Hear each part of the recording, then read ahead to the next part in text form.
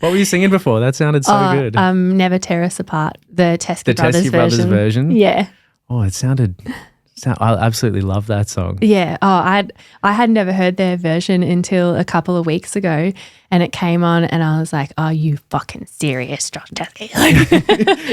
What on earth? Like, it's such the best version. If you haven't heard it yet, listen to it. I reckon I've listened to it maybe like 600 times in the last few weeks, just on repeat. Like, it's insane. I've listened to that version heaps. Like, I'm obsessed. It's probably like one of my favorite songs right now. So when I was listening to it, I'm like, Are you singing that? You are? Yeah, their version. sounded spot on too. Should hear me in the car. How do you start your sound healings? Like in a group session? Yeah. Because you don't normally start with singing, do you? It really just depends. Like, it's completely intuition or like guided. So you've been to, I don't think I even needed to talk at the start at the one that you came to, because Raji did all the talking.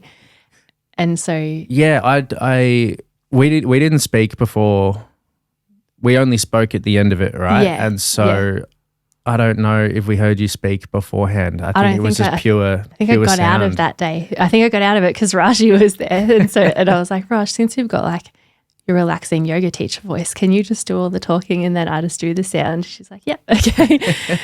But so usually at the start it would be me being awkward because I don't necessarily like talking in front of groups, but I do love doing the group sessions and I just love to sing. Like, if I can just walk in somewhere and sing and then just that be it, then I prefer it that way. But at the start I'd usually just be like, hey, thanks for coming. And just a little explanation about what it is, and then people, like, I just try and get into the people laying down and then singing as quick as possible, and then trying to avoid the talking as much as possible. Yeah, I try and do all the talking at the start so that once it's finished, people can just sit up and I'm like, thank you for coming by. And then if people want to come chat one-on-one, I'll talk to them afterwards. Yeah. But sometimes it does start just completely like with the voice and singing, and then other times there'll be bowls and it's completely just whatever comes out on the spot. Like, sometimes I stand up and walk around the room and sing, but I never know what's going to happen until I'm in the session. And so whatever you hear, it's just coming through on that day at that time. Just channeling as best as possible. Yeah. That's how I do everything. Yeah, I think that's a great way to do it. And I think that's a great way to begin this conversation. Okay. So, Valli, thank you so much for coming in. Thanks for having me. I really appreciate it. It's actually really cool to be able to have you in and be able to have this kind of conversation. There's a lot of sort of parts of what you do from what I've heard and what I've seen that interest me so much. Yeah. And being able to come and take part in a sound healing with you was such a cool experience. So thank you for that. Yeah. Oh, thanks. No, thank you. Thanks for coming and talking afterwards and actually introducing yourself, because I was excited to meet you both because I'd heard about Alan, and then Ellen definitely drove that. Yeah. That's for sure. But for me, it's really tying it all together to be able to have a conversation from having like an experience, like experiencing what you do first, and connecting in that way to then being able to now kind of learn more about you and how you've gotten into it and why you do it and all the juicy questions that makes up a person's life. Yeah. I love it when things come full circle like that. So welcome. When other people ask you what it is that you do, how do you describe it? Like how do you sum it all up? It depends. Like, if I feel safe with the person or feel like it's okay to explain it, then I'll go into it a little bit more. But sometimes I'm like, not much. Like, I don't do that much. It's just like, I'll just be like, just like singing, and I don't really explain it. But then, it really just depends on the curiosity of the person and like how much they're wanting to know about it. Of course. Well, I'm an incredibly curious person, and I want to understand you as much as possible. Yeah. One of the biggest things for me is, number one, I'm really interested in people or why people choose to do certain things in their life. Yeah. Because there's so many different reasons that make that up, and especially when it comes to art, the arts, music, spirituality, healing, all of these sort of areas, I'm always just like, wow, how do people get into these spaces? Yeah. You know? Yeah. It always seems to be an interesting story. And so what is sound healing? Like, if you can describe it in your way, what is it? The way that I would probably explain it is that like everything is frequency, and then, or you know how people talk about sound waves. Yeah. Or a good example yesterday, actually, I was working in Geelong and a guy came up afterwards to chat and just have a play of the bowls, and I started playing them and he was like, oh, you can see the movement around the bowl, like you can physically see the sound from when it emanates out of the sound healing bowls. I'm like, yeah, so that's a sound wave, like that's happening. So you can see is it the rim of the bowl, or you can see the air? Or the air around it, like you can physically see it. He wasn't expecting it. Like, he was the one that brought it up. He's like, oh, wow, you can see everything moving. It's like, yeah, it's like a physical. I don't think I've seen that before. I've never looked close enough. Sound waves. I've got them in the boot. I could maybe get one out and try. Oh, gosh, damn. We need Not right now. We need it in the middle of this table right now. Yeah, but it's strong enough that you can physically see the sound waves from it. And I see it as like a tuning, so that everything is made up of that energy, and then the sound is going into the body and then like releasing anything and like retuning it at the same time. So that's what I think of as sound healing. Because it gets pretty deep at this point from, I guess, my understanding, and this is where I don't really know like which sources all of this sort of information has come from, like historically from different cultures and things like that when it comes to, correct me if I'm wrong, but there's sort of frequencies that you can produce with the sound that match up with like frequencies in like your chakras. Yeah. Would that be a right way to look at it? Is that a way that you think about it? Well, like I know a lot of people like doing sound healing, they'll like play certain bowls and then associate certain tones with certain chakras. But when I'm doing the sound that I do, I just put all of that away. Like I try not to think about it, and then just know that the sound is going to go wherever it's going to go in the body, and it's just going to be doing its thing. Yeah. It's going to be healing in the right way. Yeah, and just go exactly where it's meant to go, and it'll be different for everyone. Like there could be like 50 people in the room and everyone just has a completely different experience, feels different sensations. Like it is very unique to each person. Yeah, it is. I'm trying to recall the experience that I had when we were in your, would you call it a ceremony? Would you call it a ceremony or a healing session? Yeah, I just call it however we want it. A sound session. Yeah. When we were in it, it was really strange to me how I started to lose orientation of where the sound was coming from. Like it really started to feel like it was coming from inside out as opposed to coming from a certain part of the room. Like I was starting to be like, where am I in this room? Where are you in this room? Where's this sound coming from? Yeah. It started to become really difficult to discern, but in a really like beautiful way. Yeah. Yeah, it was a strange experience. Yeah. Sometimes people say that they can feel it going through one side and out the other, and then sometimes it feels like I'm standing next to their ear and like, did you come and sing right next to me? I'm like, no, I was just sitting in the same spot the entire time. But for some reason it does just like move its way around the room. And I don't really even know how to explain it. I don't know why it happens. Like it's different to my regular singing voice, or, you know, like, because I make acoustic music and I can't sing that loud, like if I was just trying to sing, like if it was just me singing. But then when I connect and the sound comes through, it almost sounds like it's mic'd up, and it's just this force. Yeah, the way that it gets projected out, like the way that it resonates was so strange, because at some points it sounds quiet, but it's not quiet. Like the quality of the tones that is coming through sounds like you're doing it quietly, but it's still projecting like really, really far. Yeah. And that sensation of it moving around the room in different places, it definitely starts to take away like your concept of spatial awareness. Yeah, which is nice because it's like dropping away some of the senses. Yeah. Yeah. I had in Torquay a few weeks ago, it was probably like a month or so ago now. I was doing one at Our Space yoga studio down there. And this gorgeous lady was there. She was in her 80s and it was her first time ever doing a sound session. Whoa. And she said that she was like, the music started, she started singing. She was like, and then I was levitating and no one else was there. And that was her experience. Like the whole time she was like, it just felt like she was levitating and everything disappeared. I was like, oh, how cool. Like one, that she's 80 and doing a sound healing session for the first time. But it does seem to be a thing where like people's spatial awareness disappears, or you don't know where you begin and the floor, or you do, it does begin to feel like you're floating in space to some degree. Like, have you ever been in one of those like sensory deprivation tanks before, the float tanks? I intend to one day, but not yet. They're really cool. I haven't been in one for ages, but it had that similar sort of feeling, because it's like the water's the same temperature, the air's the same temperature.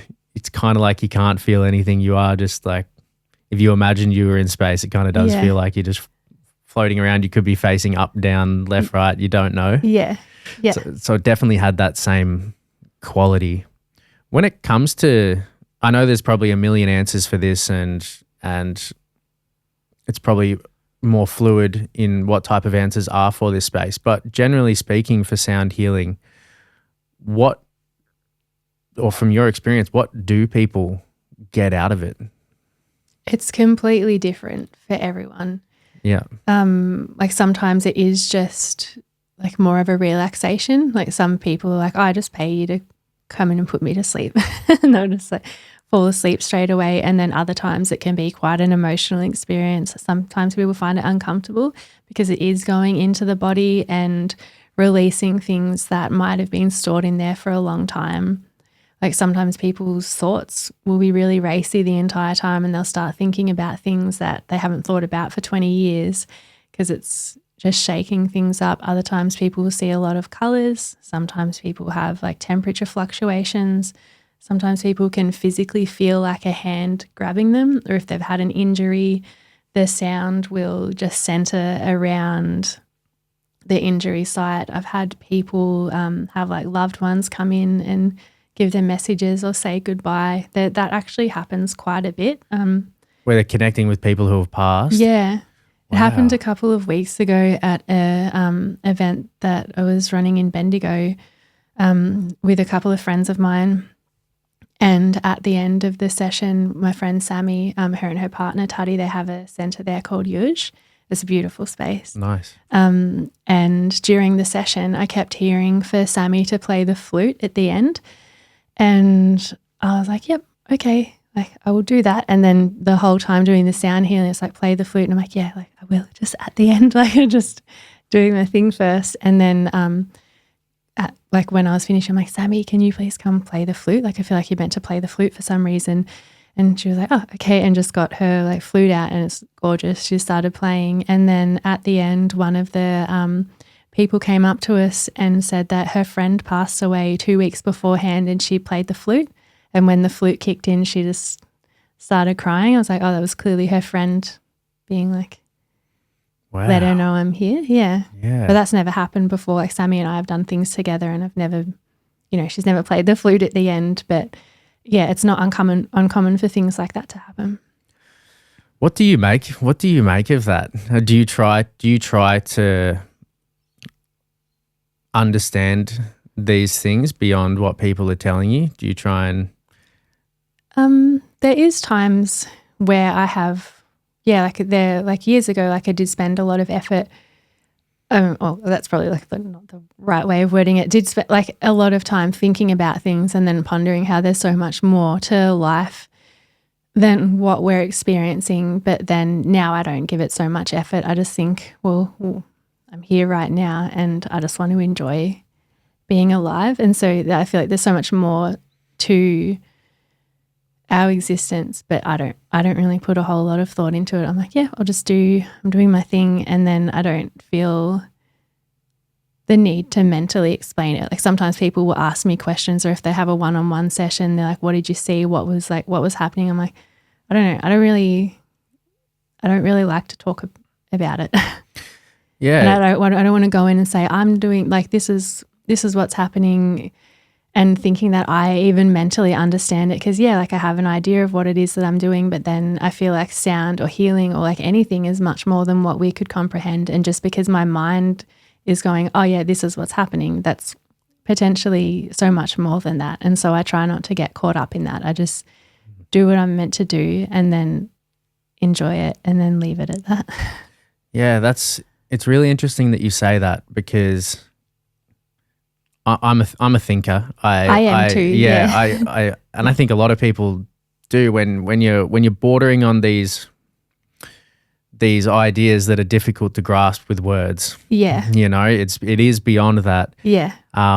Like the best way to describe music is the music itself. You know, it's not words. And so sometimes I'm like, oh, maybe an explanation with words is incredibly beneficial. You know, it if it's done in the right way, maybe you can find out more about a given situation or an experience. But I don't know, the more that I get through life and the more that I try and pin down like an exact answer with words about some of this stuff, I'm like, am I just limiting the possibility of the real understanding that's going on here, you know, just by like a real sort of binary approach. So it's interesting to hear you put it like that. Yeah. Like if someone asks me a question and I feel like I'm meant to answer it, like sometimes I will like pass on messages, or if like something's popping into my head, I'll say it. But then more often or not, I just like to leave things. And I think people can gain what they want from their own experiences. Like too often people are looking to other people for the answer and being like, oh, tell me this, or what do I need to do? And it's like, no, you're in charge of your life. You're the only one that can discern what's best for you. And I try not to interfere with that. Because I can imagine it can be a temptation for someone in your position when you want to help and I don't mean specifically you, I just mean in general. I think we all have it when we're communicating with even friends or loved ones or whoever, when they're telling us about their life.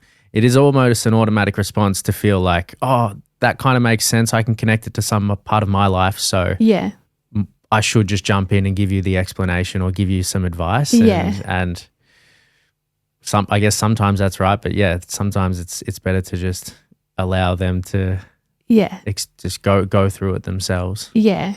But if someone was like coming into a session and then they were wanting me to like tell them what to do with their lives, I'm like, no, I'm not going to be doing that. Like the power is in your hands. But then if someone was talking to you about something or like asking for your experience in something, I personally really like if I'm going through something and then I feel like talking to someone about it and then they'll tell me their experience. Like I know these days it's common for people to be like, don't ever talk about yourself if someone's talking to you, just let their experience be theirs and then keep your story to yourself. But then I personally love it if I'm experiencing someone and then someone's like, oh, I went through this, or I had something similar, and I'd be like, oh, how did it work out for you, or what was helpful for you, or what did you learn from it? Like I really love hearing people's stories. Yeah. Yeah. I mean, it's an awesome way to draw on some knowledge from other people without having to go through that exact same thing yourself. Yeah. I think it's probably different when instead of you inquiring or hearing someone else's story, instead of them telling you their experience, they're telling you what your experience should be like. Yeah. I think that's where it's, I don't know, potentially a little bit different. Yeah. But I think I guess that's why I'm sitting here with you right now. Like there's so much to gain from somebody's story when they've expressed it. Yeah. And then in the end, it's what we choose to do with it or take from it. Yeah. Yeah. And I think that's the important part, right? Like it's still, the choice is still in your hands whether you want to take that information or not. Yeah. As opposed to it being like forced on you or something like that. Yeah. Which can be, I guess, a little bit different. Yeah, totally. If someone's listening to this and they've never done sound healing before, like what is someone to expect when they're thinking about going into something like this? Like why would they think about going into something like this? I don't know. I always just think that people are going to be drawn to it. Like if you're meant to go, I feel like with my sessions, that there's something energetically about it that people will start to gather beforehand, or it draws people to it. And I always just think if someone's meant to be there, then they're going to feel drawn to go there. Like if you don't actually want to go to a sound healing and someone's like, you should go do that, but you don't want to go, then don't go. I wouldn't be doing that. I only do things if I want to do them. Yeah. But I think we feel drawn to certain places at certain times for a reason. And I'm not explaining this properly, but I would never really know what to say to someone. Like I couldn't say, prepare to expect this, because of what I was saying earlier about how everyone's experience is so completely different. Because if I was like, oh, you can come in, you will feel relaxed, and then you might come in and just hate it the entire time and want to leave. So yeah, I wouldn't know what to say to expect. But for me, you could expect that there will be crystal balls and then I will be singing. Yeah. There will be some singing, there will be some bowls, but we can't even expect what the songs are going to sound like because I don't know either. Yeah, it was from my recollection, it was just like experiencing this like ethereal, angelic, godlike sort of sounds. I'm like, wow, like where is this coming from? How are you producing this sound? Yeah. How did you get into this? Take me back, because it's clearly a skill that you have. Did you always have this skill from birth, naturally gifted with music, or it's something that you've enjoyed and had to work on? It's something that I have done my whole life, but I didn't do it in front of people until I was pregnant with my son. So that was 9 years ago. And a special friend of mine, like it happened in front of her, and then she explained more about what it was, because up until that point, like I didn't really know, like even sometimes I would feel a little bit scared of it because the force that it would come through, sometimes it would feel like it would take over my body. And but it's something that has happened my whole life, but I would just like sing to plants and animals and never did it in front of people because I was worried that people would just think it was weird, and I'd never seen anything like it. I didn't really know what it was. I'm like, I will just sing to this rabbit. Yeah. And then it just happened in front of the right person at the right time, and she explained more about it, and it just went from there. So like I just started working one-on-one with people, and then only in groups in the last few years. And yeah, that was how it happened, like very naturally. It's something I've always done, but then only built up the courage to do it. But even early on, doing one-on-one sessions, like I'd be doing it and then freaking out the entire time, thinking, oh, they're going to think I'm so fucking weird, and like this sound is probably sounding scary, and even now too, like people coming up to me after sessions, it's still sinking in that I'm like, oh, people really actually like this, like, and it's always funny because my dad's not into it. He's like, oh, Judy's doing a wailing again. He loves my acoustic music. He's the best. Like I absolutely love my dad. Like he's like the most supportive person. He just hates the sound healing. And when I started doing it, he was like, oh, I don't know about that. And he's like, you mean in front of groups of people? I'm like, yeah. And he's like, oh, you're going to embarrass yourself. And then it just obviously like took off, and then like events started selling out. I'm like, Dad, I think people actually really like it. And he's like, are you sure they're not just being polite? I'm like, no, like I think that actually liking it. And it took so long for it to sink in that, yeah, people to build up the belief that people are actually getting something out of it. Yeah. And then now he's like, fuck yeah, like Judy's doing her own thing and it's working out, and he's like really proud of me now. But at first he was like, I don't know, I think you're going to embarrass yourself. I don't think you should do that. That's so good. Yeah. There was I wanted to just ask you, the way that you described it happening to you as opposed to something you doing. Yeah. Was that intended that way? Like when you say that the sounds were happening to you when you were younger, were you intentionally trying to sing, or you would be existing and you would find yourself in a position where you're making noise? Yeah, well, I just constantly sing anyway. Like I do naturally, like Mum said, like as soon as I could talk, I could just be like, blah, blah, blah, blah. Even when you walked in the door. I am constantly singing. I don't even mean to. I do it walking down the aisle in the supermarket and people look at me. I'm like, oh, God. Like I don't realize that I'm doing it. And then as soon as I'm in the toilet, like I constantly sing on the toilet. Like it's a never ending, I just sing.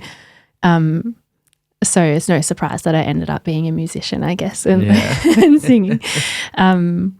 But there is like certain time, like when I say about the like feeling like it would take over my body. I'm really interested to understand what you mean by that. Yeah. So there would be times when I would just be singing and it would feel really calm and like singing to the plants and stuff. And then there would be times where I'd be like in certain places in nature and it would just kind of come out, and it would come out like very strong, very loud. There'd be times where I'd literally just be like on the ground, like because I couldn't stand anymore, and like the force that the sound was coming out. Like it would just, it would come out and I'd never know how long it would last. Sometimes it would be a couple of minutes, sometimes it would be 20 minutes, but it's like this, like, it would come out and then I'd kind of come back in my body and then I'd be there again. But yeah, I'm just thinking of times like, so one of the strongest times was when I was with a friend and we were out hiking, and then I was standing on the edge of this cliff and I was like, oh, I think a song's going to come out. And then I wasn't worried in front of this friend because she knew about it. I'm like, it'll be fine. But the song was so intense that it got to the point where I nearly couldn't stand. And she was like, Judy, if you can, look up. And then I was like, looked up and all these eagles were coming in from different directions. Like 6 eagles flew in and they circled above us and were like hovering. And then as the song was getting higher and higher, they were rising and the song finished and then they just flew back in different directions. But so there's like times like that where I didn't feel like I had control over it. We were just walking. I'm like, a song's coming and then just couldn't move for like 15 or 20 minutes while it was happening. But that doesn't really happen anymore. Like if I'm walking somewhere and I feel like a song's coming, I'll just stand there and it comes out. So it's never like a completely all-encompassing thing. Like I feel like I have more control over it and it feels more like something that I'm doing with, do you know what, I'm not explaining that properly. You know what I mean? Like you're explaining it great. It's not like something, I feel like I'm present for it. Like even though I know to step out of the way, it's more of like allowing it to come through instead of just walking and then not being able to. It's just fully taking over you. Yeah, so that doesn't happen anymore. Like I feel like that sounds full on. It better. Yeah, sometimes it would actually scare me. Like I would actually be scared. Yeah. Have you ever spoken to anyone else who's experienced the same thing as you? Yes. Yeah. So the friend who it happened in front of, who explained it to me, it's something that she does. And I don't really like want to talk too much about it because I don't want to like share her story or her information. But it's once I started doing it, I have met like other people who do it too, and it's a thing. Whoa. Is there a name for this? It's like a superpower. I don't know. The sound. I don't know. I kind of forget everything. Like when she explained it, I was like, cool. But then let it go. Yeah. Like I don't feel like I need to explain it or need to understand it. I'm like, it came through before I mentally understood completely what was happening, and it will just come through now. Like I just like to just let it happen. Yeah, I'm sensing I like this theme that you have of not trying to put too much emphasis on the logical explanation of something, which is like an added layer of confusion sometimes. Yeah. After your friend heard this, how did you begin going from that to even having like your first session with someone? Like how does that connection happen? How does that leap happen? It was just in conversation. I think like at the time I was studying crystal healing and I'd already done like training in Reiki and everything back then. And so people were coming for the one-on-one sessions. I was like, I'm going to sing. do you mind if I do some singing? And then it just naturally weaved in. And then the singing ended up being like people's favorite parts or where they could like feel it most. And so just kind of slipped it in.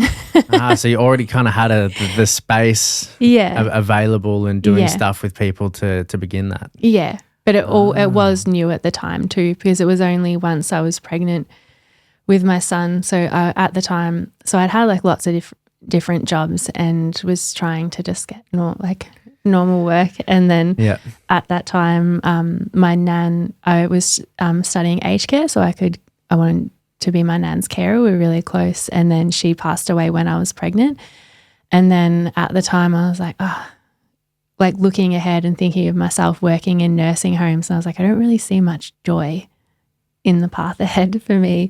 And then it was the first time that I just sat down and was like, Judy, what do you actually want to do though, besides like putting away any external noise and people being like, oh, you should do this, there's plenty of work in this, blah, blah. Like I tried to fit in for so long and it never worked for me. Like I just wasn't designed for it. And once I finally just asked myself, then I just felt so much peace. I was like, I think I want to work in the healing fields. And then straight away it was like, well, I'll just start studying that. And I was pregnant. And so it was nice to just have this time where I'm like, I'm just studying and then preparing for the future. And so I just started, like when I was studying, like friends would be like, oh, can I have a session? Or like, it was just naturally occurred. So you just stepped into that way of life. Yeah. At some point. Yeah. And I grew up like in an alternative environment and I was like naturally just always into these kinds of things. But it wasn't until I just accepted that that's what I'm interested in and that's what I feel like doing and then going there. Like, yeah, that sounds like such an obvious thing to do, but it took me a long time to do that. Like I was like at one point studying primary school teaching at uni and then doing all these things where it's like, oh, you have to have this like a reliable job or things have to be this way. And then nothing just ever worked for me like that. It's difficult, right? And these decisions in everybody's lives interest me so much because I've personally struggled with it.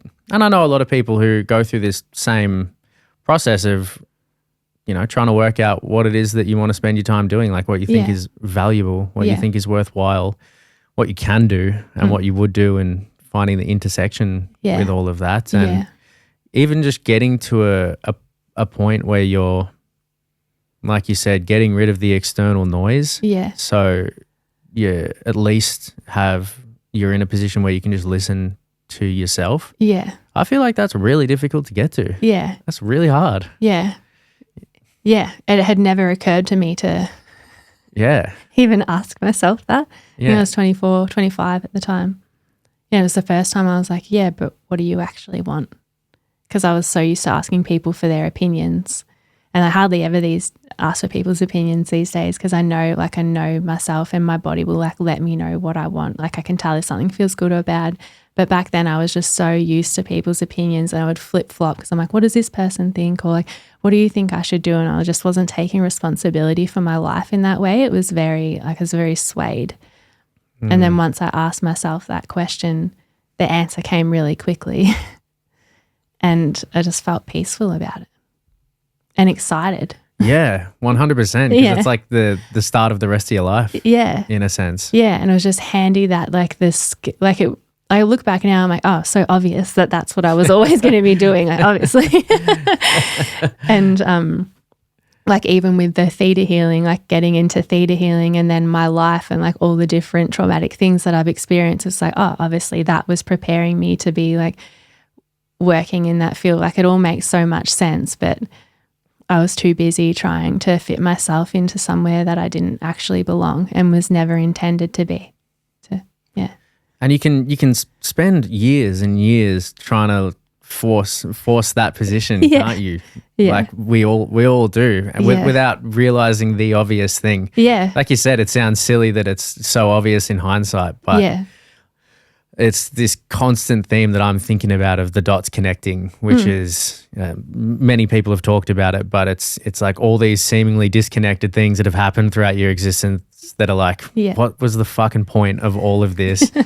But then once you're in that place where you are doing the things that fill your cup and serve the world and feels right for you, you look back and it's like, oh, that makes sense. This makes sense. Like it all Yeah. It all connects, like it all plays a part. Yeah. But it's really hard to have that when you haven't experienced it yet. It's really hard to see the dots connecting forward. Yeah. For me anyway. Yeah. Yeah. It's hard. Yeah. Hindsight's definitely the key. 100%. Yeah. And so you mentioned briefly that it's, you've looked back through your past and it's like, oh, it's obvious that you have chosen these things now, but it wasn't as obvious previously. Yeah. To the extent that you're willing to talk about it, what were the things throughout your life or throughout your past that led you into what you're doing now and why it's so important to you? Yeah. Well, it is a long story, but we got all night. It's all good. So I was an alcoholic and a drug addict from the age of 11 until 23. And then obviously like a lot of trauma, like leading into the alcoholism and drug addiction. And that was my way of escaping.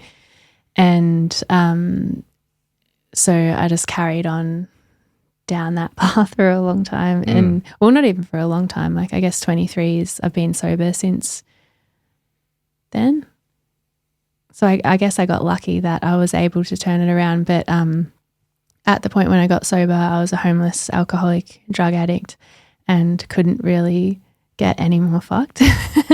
And then I guess was forced to face that. I'm not, sorry. There's no. I keep going to be like, I'm not wording things right. It's okay. There's no right or wrong words. It's simply your experience, and these things. Well, I'm not going to put words in your mouth, but I know when I'm trying to think about my life and then try and explain it, there's a lot of different things happening all at once. So it's all good. Take your time. I'm just genuinely interested in your story because hearing the specifics about someone's life is so revealing for me. Yeah. It helps me orient myself in the world more, and hearing how certain experiences led you in a certain position and then how you went from that position and had experience to get out of it. Yeah. I find so interesting. Yeah. So it was a really big process that all ended in being hospitalized and forcibly medicated for a couple of years, but then I nearly died from all the meds that I was on because my organs couldn't handle it. Like I went from being around, like I was always like around like 57 kilos and then went to being over 100 kilos in a year because my body just couldn't handle the toxicity of all the meds that I was on. And then what kind of meds were they? I can't even remember the names. Or just a whole bunch of names and numbers? Like I was sleeping like 18 hours a day. I can't even remember the names of all of them. Like so many different concoctions. I remember seeing a doctor years later and her looking at it and being like, you should be dead. Like I don't even know why you were on this combination of medications and at such a high dose. But I think they're like, she's fucked in the head. We'll just like bombard her with meds. And so I spent a couple of months in hospital and was, just in that time, I was like, all right, I'm going to have to sort things out. Like I can't just carry on being a homeless drug addict and eating out of bins for the rest of my life. Like that's not really going to do.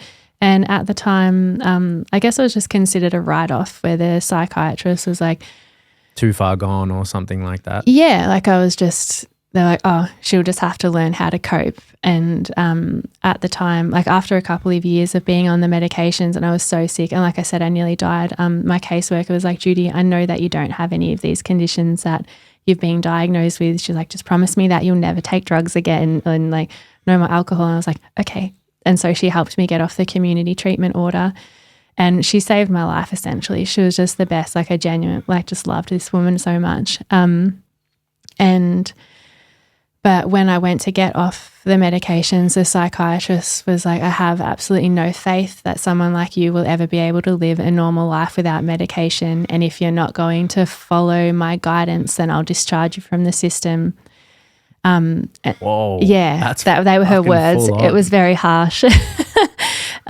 Was that a helpful thing to hear or a terrible thing to hear? I was shaking. Like when she was saying it, like I was shaking because I'd had so many traumatic experiences too. Like when I was in hospital, like being like pinned down and like injected with medication, even though I wouldn't struggle anywhere. I'm like, you don't all have to like come in and pin me down. Like you can just like you're not trying to run away. Inject me. Yeah, like I'm not fighting you. Like like I'd be like forcibly dehydrated because I'm naturally a big water drinker and I always have been. But then at the time they thought that I was trying to dilute the medication. And so I was allowed to drink like half a styrofoam cup of water every hour. And so I was so dehydrated that I could hardly talk and like fainting, collapsing all the time, like blood noses. And then like when I would ask for water, like some of them would then like dehydrate me on purpose and be like laughing about it and taunting me.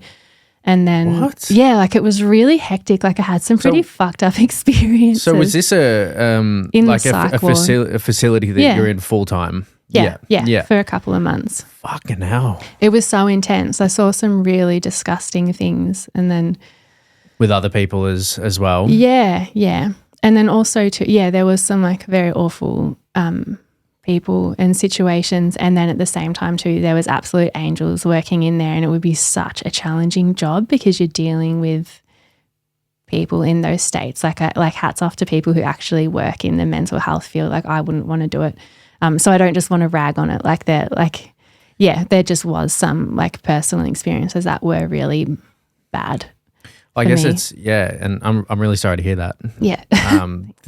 I think any industry, right? Like there's going to be amazing people. Yeah. And there's going to be shitty people. Yeah. No matter where you go. But I think it's hard in those sort of environments where the consequences of shitty people is so much worse than the consequences of a shitty person in a more chill work environment. Yeah, definitely. Yeah. And then like being taunted, but then not being able to tell anyone about it because people are like, oh, they're just crazy. And they're like saying that this thing's happening that's not actually happening. And yeah, because I assume that you lose a lot of validity with your perspective or your word at that point. Yeah. Like, it's like, I don't believe you. Yeah. And there was at like one point where I was like saying things, or they were like asking like me about myself, and I was answering the questions and like, oh, she's lying, and like all of these things. And then my caseworker ended up coming in. She's like, oh no, that's actually her lie. Like that's what happened. They're like, oh, okay. Like it just sounded abnormal. And she was like, no, like, yeah, that's her experience. So they thought that I was lying about making up traumatic experiences. Or even like at the time, like a dietary, like being like when I was vegan, they're like, oh, like she's saying that she's vegan, but they were like saying that that's like a symptom of psychosis. Yeah. Like it's just really strange. It was just really weird. Like, yeah. So, but then I guess like if people are like, if you're unwell, like how would people know like whether you are telling the truth or not? So it was just a tricky situation to be in. It's difficult. Yeah. I guess it comes down to people constantly holding that position of benefit of the doubt and wanting to believe you. Yeah. Even if and being prepared to be lied to, I guess, but always wanting to believe you as opposed to, I can imagine you get lied to a bunch and you're like, you know what? They'd be so over it. Like totally. Yeah, totally. It's not the right way, but I can see how it could happen. Yeah, absolutely. So the psychiatrist like, I have absolutely no faith that someone like you will ever be able to live without medication. And if you're not going to follow my guidance, then I'll discharge you from the system. She was like, good luck. I'm sure I'll be seeing you in 3 months. And the combination that I was on was like the most addictive combination of meds. Apparently only, I think it was like 3 or 7% of people are able to get off them without relapsing because it changes your brain and like causes you to go into psychosis if you stop taking them. But I think because she was just like, I'm sure I'll be seeing you in 3 months, and I'm stubborn as fuck. I was like, you will not, lady. You will never be seeing me again. Yeah. And it was like, even though it was like awful, like hearing it at the time, it really did give me that like persistence to be like, no, you will never be seeing me again, and now I'm going to make sure that I'm fine. Yeah, do they do that on purpose? No, she was just being a dick. Yeah. But and so was it from that moment that moment that you stopped. Yeah. And so I weaned myself off the medications. I did it by myself and I was absolutely terrified because I was like, well, what if I do like become unwell? And then everyone around me was like, do not stop taking the medications, blah, blah. But then I guess I was just lucky because I don't actually have bipolar. It was just because I was an alcoholic and a drug addict. And then like once I stopped doing all of that and then started working on my trauma and sorting things out, it's like, oh no, I'm fine. So maybe it would have been different for someone who actually has those conditions. I guess I just got lucky that I was like presenting with those symptoms but didn't actually have it. It's just because of how like unhealthy my lifestyle was and then all of the trauma and like my responses to that. Yeah. So yeah, I'm lucky in that way. Yeah, so you didn't know, like when you were coming off it, you weren't sure which one it was. I was like, she might actually be seeing me in 3 months, but I'm going to act like she's not. just trying to be fine. But I was absolutely terrified because I was doing it alone and everyone like was eyes on like waiting for me to fuck up, basically. And so was that like friends and different people that you had around you? And family. Yeah, like friends and family, like everyone was just worried, I guess. But I just knew inside me. I was like, no, this is what I'm meant to do. Well, one, I don't want to die from my organs failing from the meds, but there was just something in me. I was like, I think I'll be fine. I need to get off this. Like this can't just be my life where I'm resigned to like sleeping 8 hours a day, never feeling like me, just hoping that I can live out the end of my days as a corpse. I didn't want to do that. Like even when I was like eating out of bins, I'm like, fuck yeah, half a sandwich, who would throw this out? Like I was still had a feeling that I was going to do something with my life. Yeah. And so, there was just this feeling of like, no, that's not it for me.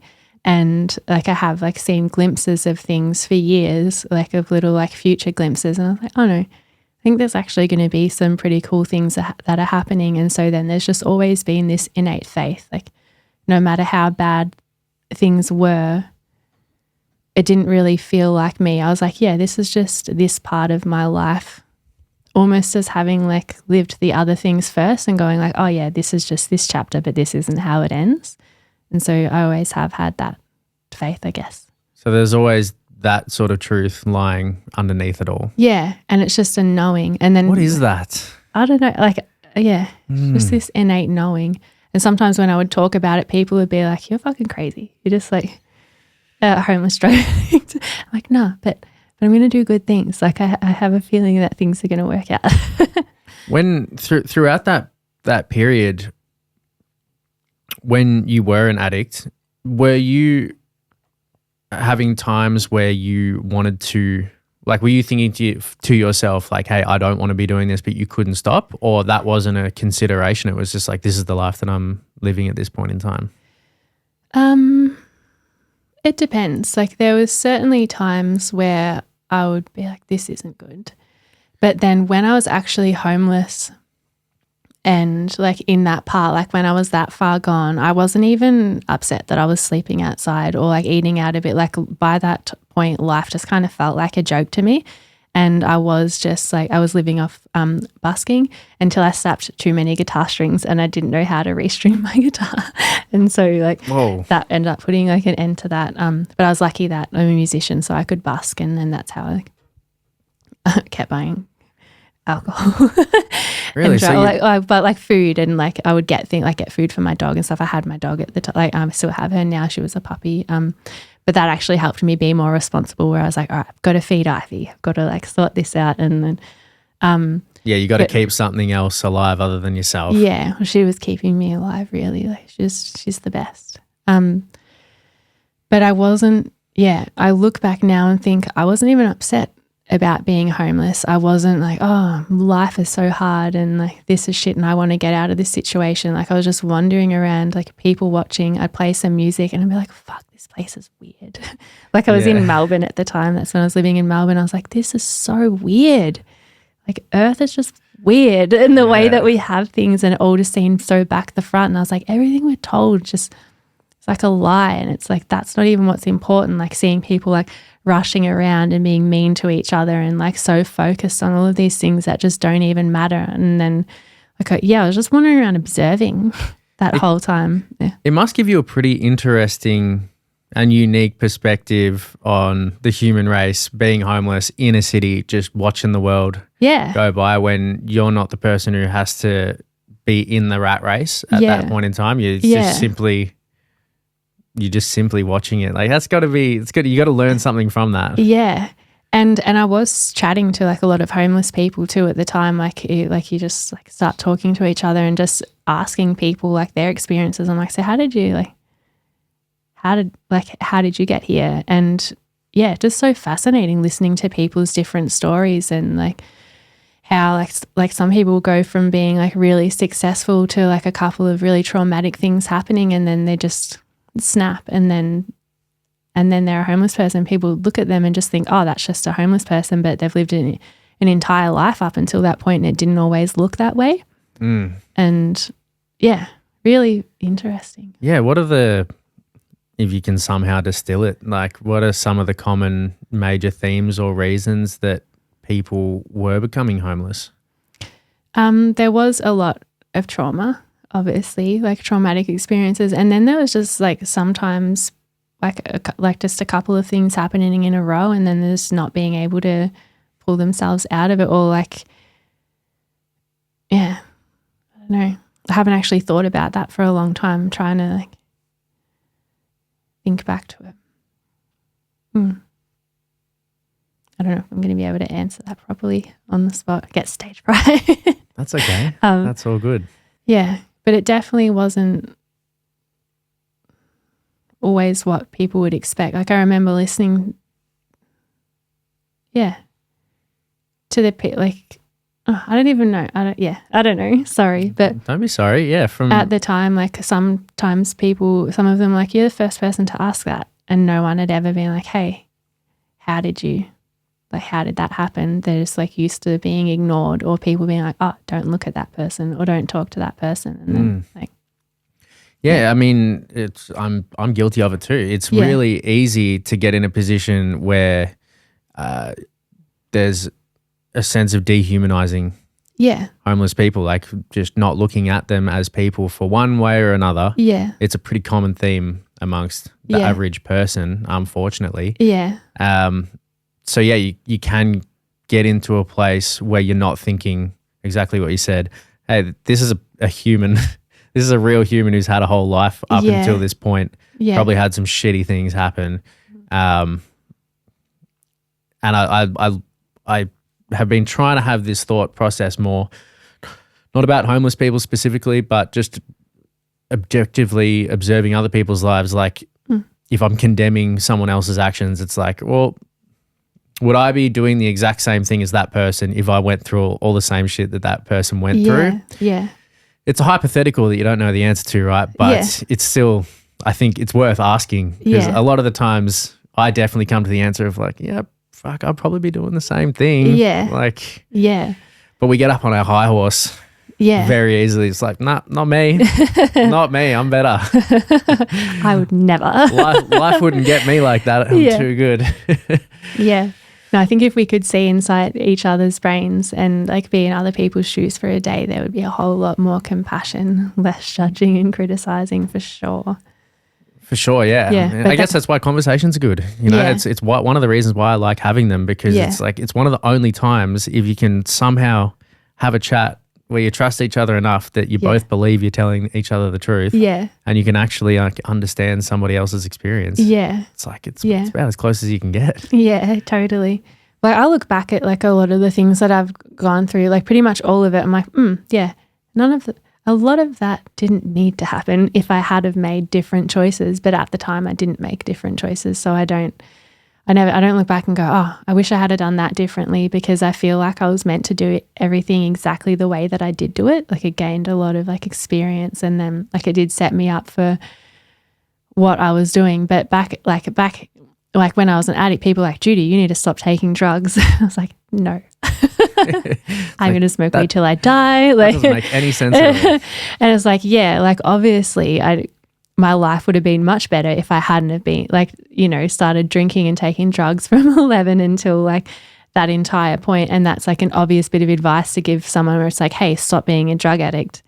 But then someone's not going to stop doing what they're doing until they're ready. And I obviously needed to go through that and for that to be my life. And then that's just what I was doing at the time. So yes, like life could be different, like depending on the choices that I made. And I didn't even necessarily need to be homeless. Like in a way that was a choice as well, because I was like, fuck this, fuck society. Like I don't even want to be a part of it. And I just...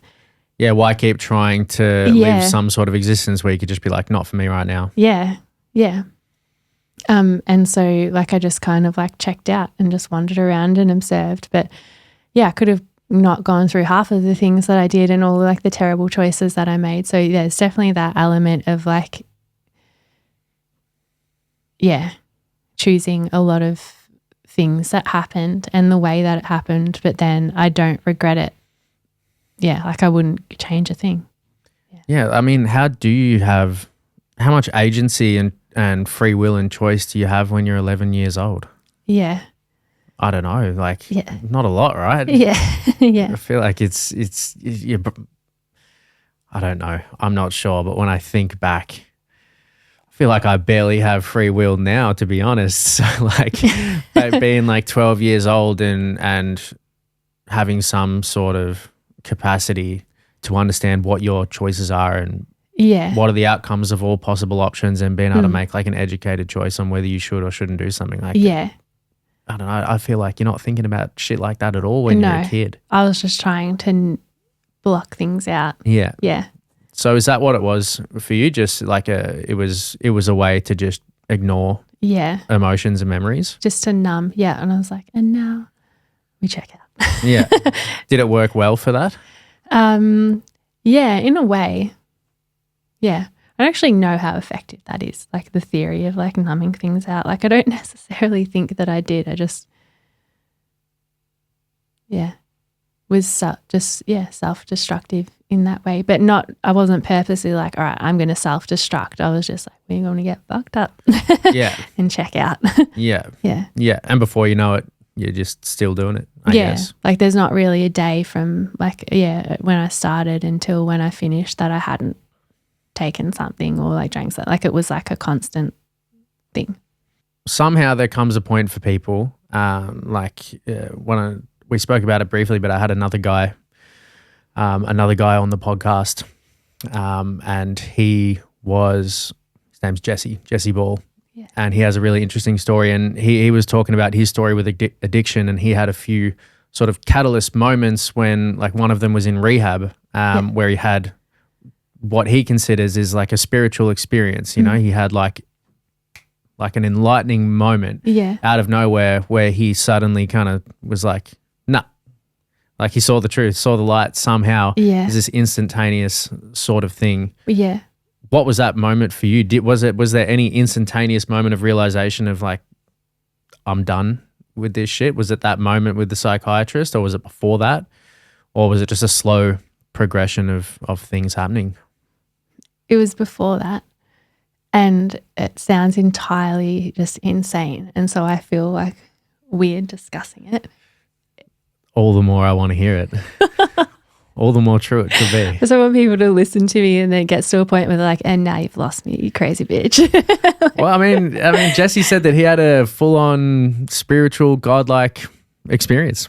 Yeah. Bang. Like, explain that. It is what it is. Yeah. I had like a intervention kind of thing. Yeah. Similar to, but. Like a spiritual intervention. Yeah. Yeah. Can you elaborate on that? Yeah. Somehow? That involves like aliens. Yeah. If that's okay. 100%. Is it okay if my experience involved aliens? Yeah. Just gonna have to keep it away from the government. All right, I'll talk about it, but it's not something that I talk about to people often because it fully does sound insane, but it was the most like real experience of my life. But basically, I'll just talk about it. So I was at a friend's party and so we were in this paddock, like at the party.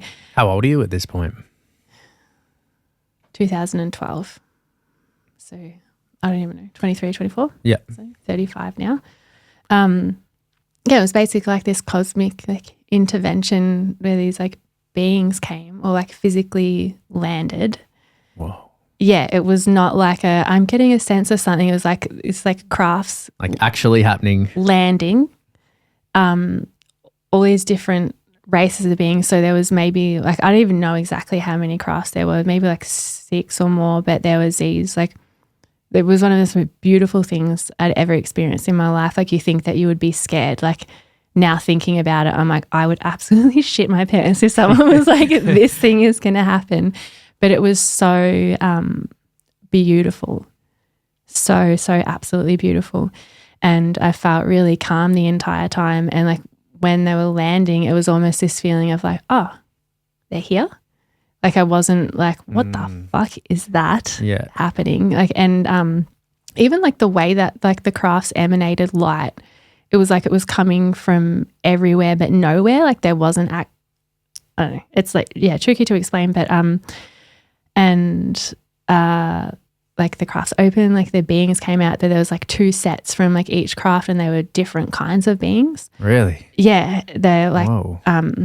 Can you remember what they looked like? Yeah. Like it was one of the most realist experiences of my life. And like a couple of them had like these like long elongated heads. Yeah. But these like head wrap things and their clothes were so perfect. It was like there was like no seams on the clothes. They were all just really stunning, like this really like beautiful energy. There was like a set of blue ones and they had these kind of like cat eyes. Couple were like blonde, like almost a little bit Lord of the Ringsy looking. Oh yeah. Yeah. And like the elves. A little bit. Those blonde, yeah. A little bit like that, like like blonde, beautiful, like really, really beautiful. And yeah, so there was all these like sets of beings. They came and I got in trouble. Like it was, yeah, pretty much got in trouble. And so it was like they like all came up, and then it was like almost like I was like a little bit frozen in my body. Like I couldn't move. Like they came up, and then like I was just sitting there, and then like telepathic communication. Like I could hear them, and they could hear me, but we weren't actually talking. And I had like a life review where like my entire life flashed before me and seeing all the things, all the behaviors, like everywhere that I'd gone wrong. And I was so ashamed of myself. Like looking back at it, I was like, whoa, really gotten off course. Like I felt so ashamed, even though they weren't even saying anything. Like I was just seeing my life. And then at the end of that, like the life review, all they said was, you didn't come here to do this. And I was like, okay. Yeah, it was like, you didn't come here to do this. And then they were like holding these like different colored orbs. And I remember at the time going like, oh, they really are like little rainbow children, because there was these like different colored orbs in the different beings' hands. And then, yeah, they were like, you didn't come here to do this. We need to make sure that our children will be safe with you. And that was it, pretty much. I was like, okay. Wow. Message understood. And then they got back in their crafts and left. How long did the experience feel like, and how long do you think it actually was? I have no idea. No idea. Yeah, like it felt like hours. Yeah. Even though it didn't at the same time. It was weird. Like there was something about it that felt like maybe like 15 minutes, but I could have been there for hours. I don't know. Like it was nighttime, and then by the time they left, the sun didn't rise too long after that. So it probably was hours, but it didn't, I don't know, time didn't really feel that relevant. But I wasn't scared. It was one of the most beautiful experiences of my life. I was super ashamed. Like I definitely felt like I got in trouble. Yeah. Yeah. But I got the point, and I was like, all right. Like in trouble from yourself? Just like a little bit of like, I felt like I did feel like they were growling at me without growling at me. Like it was a very succinct, like, you didn't come here to do this. And I was like, okay, I'm sorry. Like a stern talking to. Yeah. Like there definitely could have been a lot of more words used, but they weren't required. Like it was just that you didn't come here to do this. And I was like, okay. Wow. And that's actually why I sorted myself out. But I don't usually say that. Yeah, like that was the moment where I was like, okay, I need to sort myself out, because I looked back, like I was sitting there, I'm like, oh, like I'd always wanted to be a mum. Like even when I was a kid, I would tell my parent, like I would be like, I can't wait till I'm a mum, and I would like talk about my kids and be like blah blah blah blah blah. Like I always wanted to be a mum, and it was at that point where I was like, oh yeah, you would just be a terrible mum right now. Like you'd be doing like a lot of the things that happened to you, and like creating the same circumstance for your kids that you were in. And it was very like, yeah, like you actually wouldn't be a safe mum right now. And that's when I started to sort myself out. And it's funny because like that was the only time that that's ever happened where it was like this physical like there. But then there's been like times since then where I would feel like a presence, and it's like almost like this like tingling down the side of my face, and then I would like need to go lay down because I'd be like, oh, like it feels like they're coming again, but then like I just kind of leave my body. So like it got to the point where I was like, at least let me like jump in bed. Like if I'm going to pass out, like let me get in bed. I could go get in bed. And then there was a time when my son he was probably only like 3 years old at the time, and I could feel it down the side of my face. Like he was having a little bath in the sink in the laundry, and I could feel it. And then I was like, oh, they're around, but that's not for me. I was like, oh, they must be here to see Spencer. And so I just kept vacuuming, which sounds like such a weird thing to do. Like surely you would check as a parent, but I was like, oh, nothing to do with me. I'll just keep vacuuming. And then I felt them leave, and I popped my head in. I'm like, you all good, Spencer? He's like, yep. He's like, I want that blue animal lady to come back. And I was like, oh my God. Yeah. He was like, I'd like that blue animal lady to come back. And I'm like, oh, was she just here? And he's like, yeah. He's like, where was she? And he pointed at the window, and the window at our house, like that window is like 3 meters high. Like it's up in the air. No one could just be standing there. Like he was like, oh, just there. And I was like, what do you think of the blue animal lady? I'm like, she nice? He's like, yeah, she's my friend. And that's all that he said. How do you explain something like that? No, I don't know. You know? He was just like, yeah, she's my friend. And it was so cute, like the way that he, like little 3-year-old, like, she my friend. Like, it was such a cute little thing. Have you discussed that since? No. Because I didn't want to like put my ideas, or like maybe like if he's like open to it, then like I wouldn't want to say something now that would scare him. Yeah. But then like there was like a time period for a couple of years, from around like 2 until maybe 4.5, where we would talk about them coming to get him at night time. And I'm like, do you have a good sleep, Spencer? He's like, yeah. My friends came and got me. And I was like, what happened? And he's like, oh, they came through the wall, and then they took me through the wall, and then we went for a drive. I was like, where'd you go for a drive? And he just used to say, he's like, to Daddy's house. But then I think that was like the only real words that he had to explain it. Yeah. Yeah. Wow. Yeah. Yeah. That is a wild story. Thank you for sharing, by the way, because I think that things like this are really important. Yeah. Really, really important, because anyone listening to these, depending on the life experience that they've had, they either fully believe in what you're talking about, or they're like, absolutely not. Yeah. I don't prescribe to those kind of things at all. Yeah. Regardless, the real world impact, that it actually had for you is undeniable. Yeah. And I'd never heard anything like any of that in my entire life. Like I'd never looked into it. I didn't even know how to Google things until like 5 years ago. Like I didn't have a phone, did not care about that. For a while I had like a flip phone, but that's because Dad's girlfriend at the time bought me one. She's like, people need to at least be able to call you. I'm like, okay. Yeah. Like I'm just not a technology person. I didn't know how to order things online. Like I was not made to be tech savvy. Built for a different time. Yeah. And so I'd never heard anything about like aliens or any of that. And then it wasn't until I met one of my friends, Richard, and we were working at the same centre together, and he came in and he asked me, he was like, hello, he's English. And he was like, hello, I'm Richard. And he's like, what do you do? And I explained, but it was I'm like, oh, I just like, not much.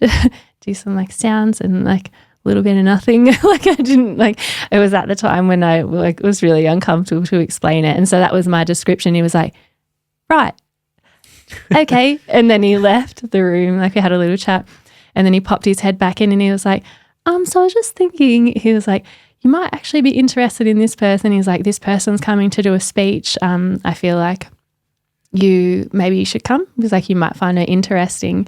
Really? And who was it? Marie Batchelor, Dr. Marie Batchelor. I don't know if you've ever heard of her. Never heard of her, but I'll look her up. Yes, she's a doctor, and she had like a very traumatic experience where one of her sons was killed in front of her, and just horrific.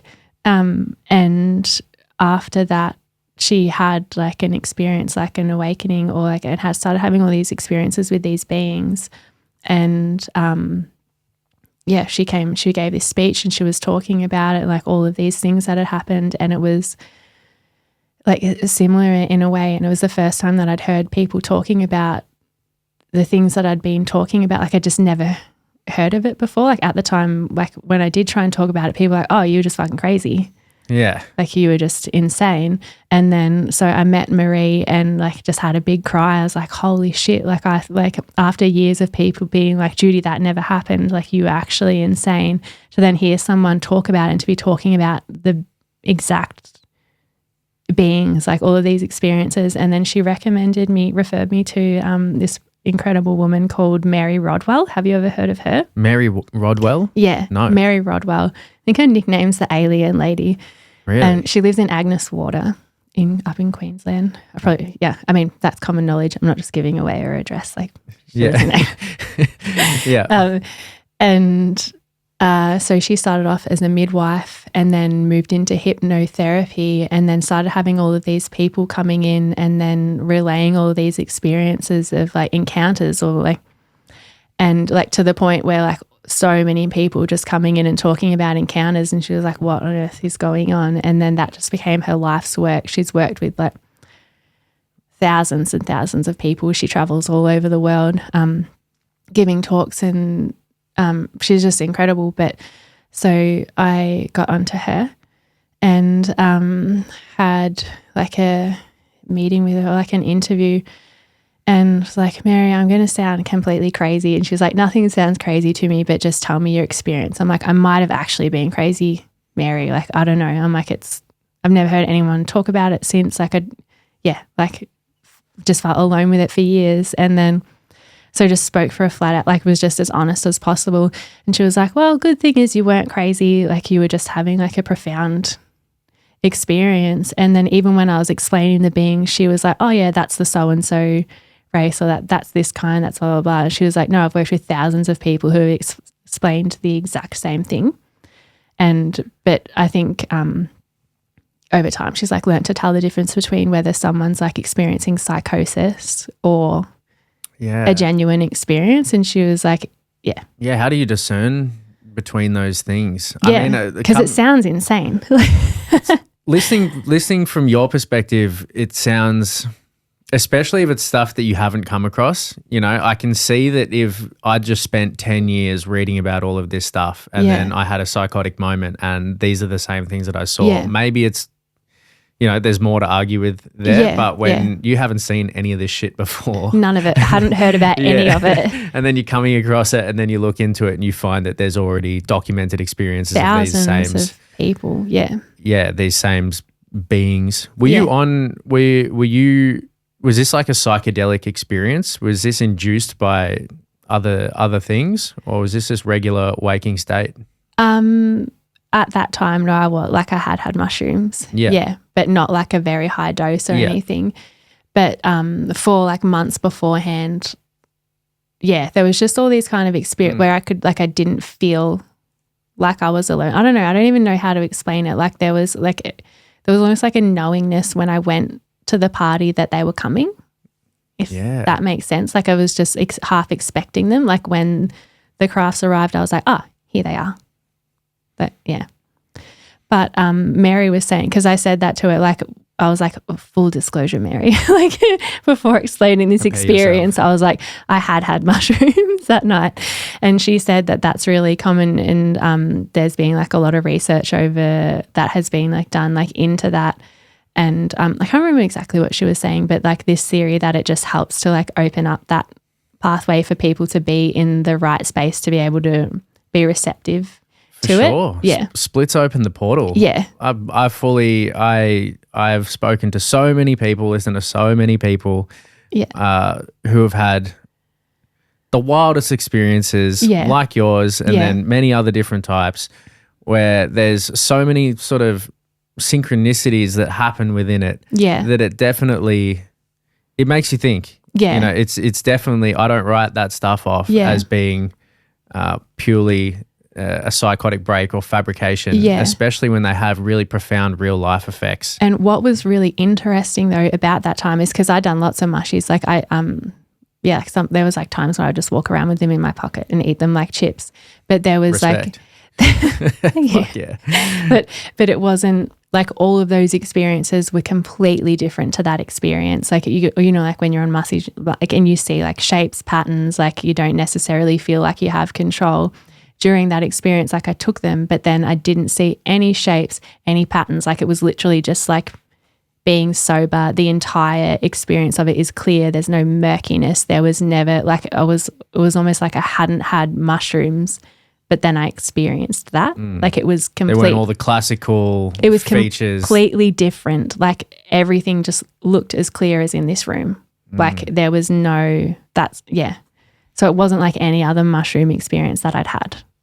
Yeah. It's pretty wild. Like I've heard them do these things with like putting people under like DMT drips where they get suspended under for like an hour. Yeah. And like people will meet up in kind of like they'll put people in different rooms. They don't know that someone is in the other room and they don't know that they're also being put under a DMT trip.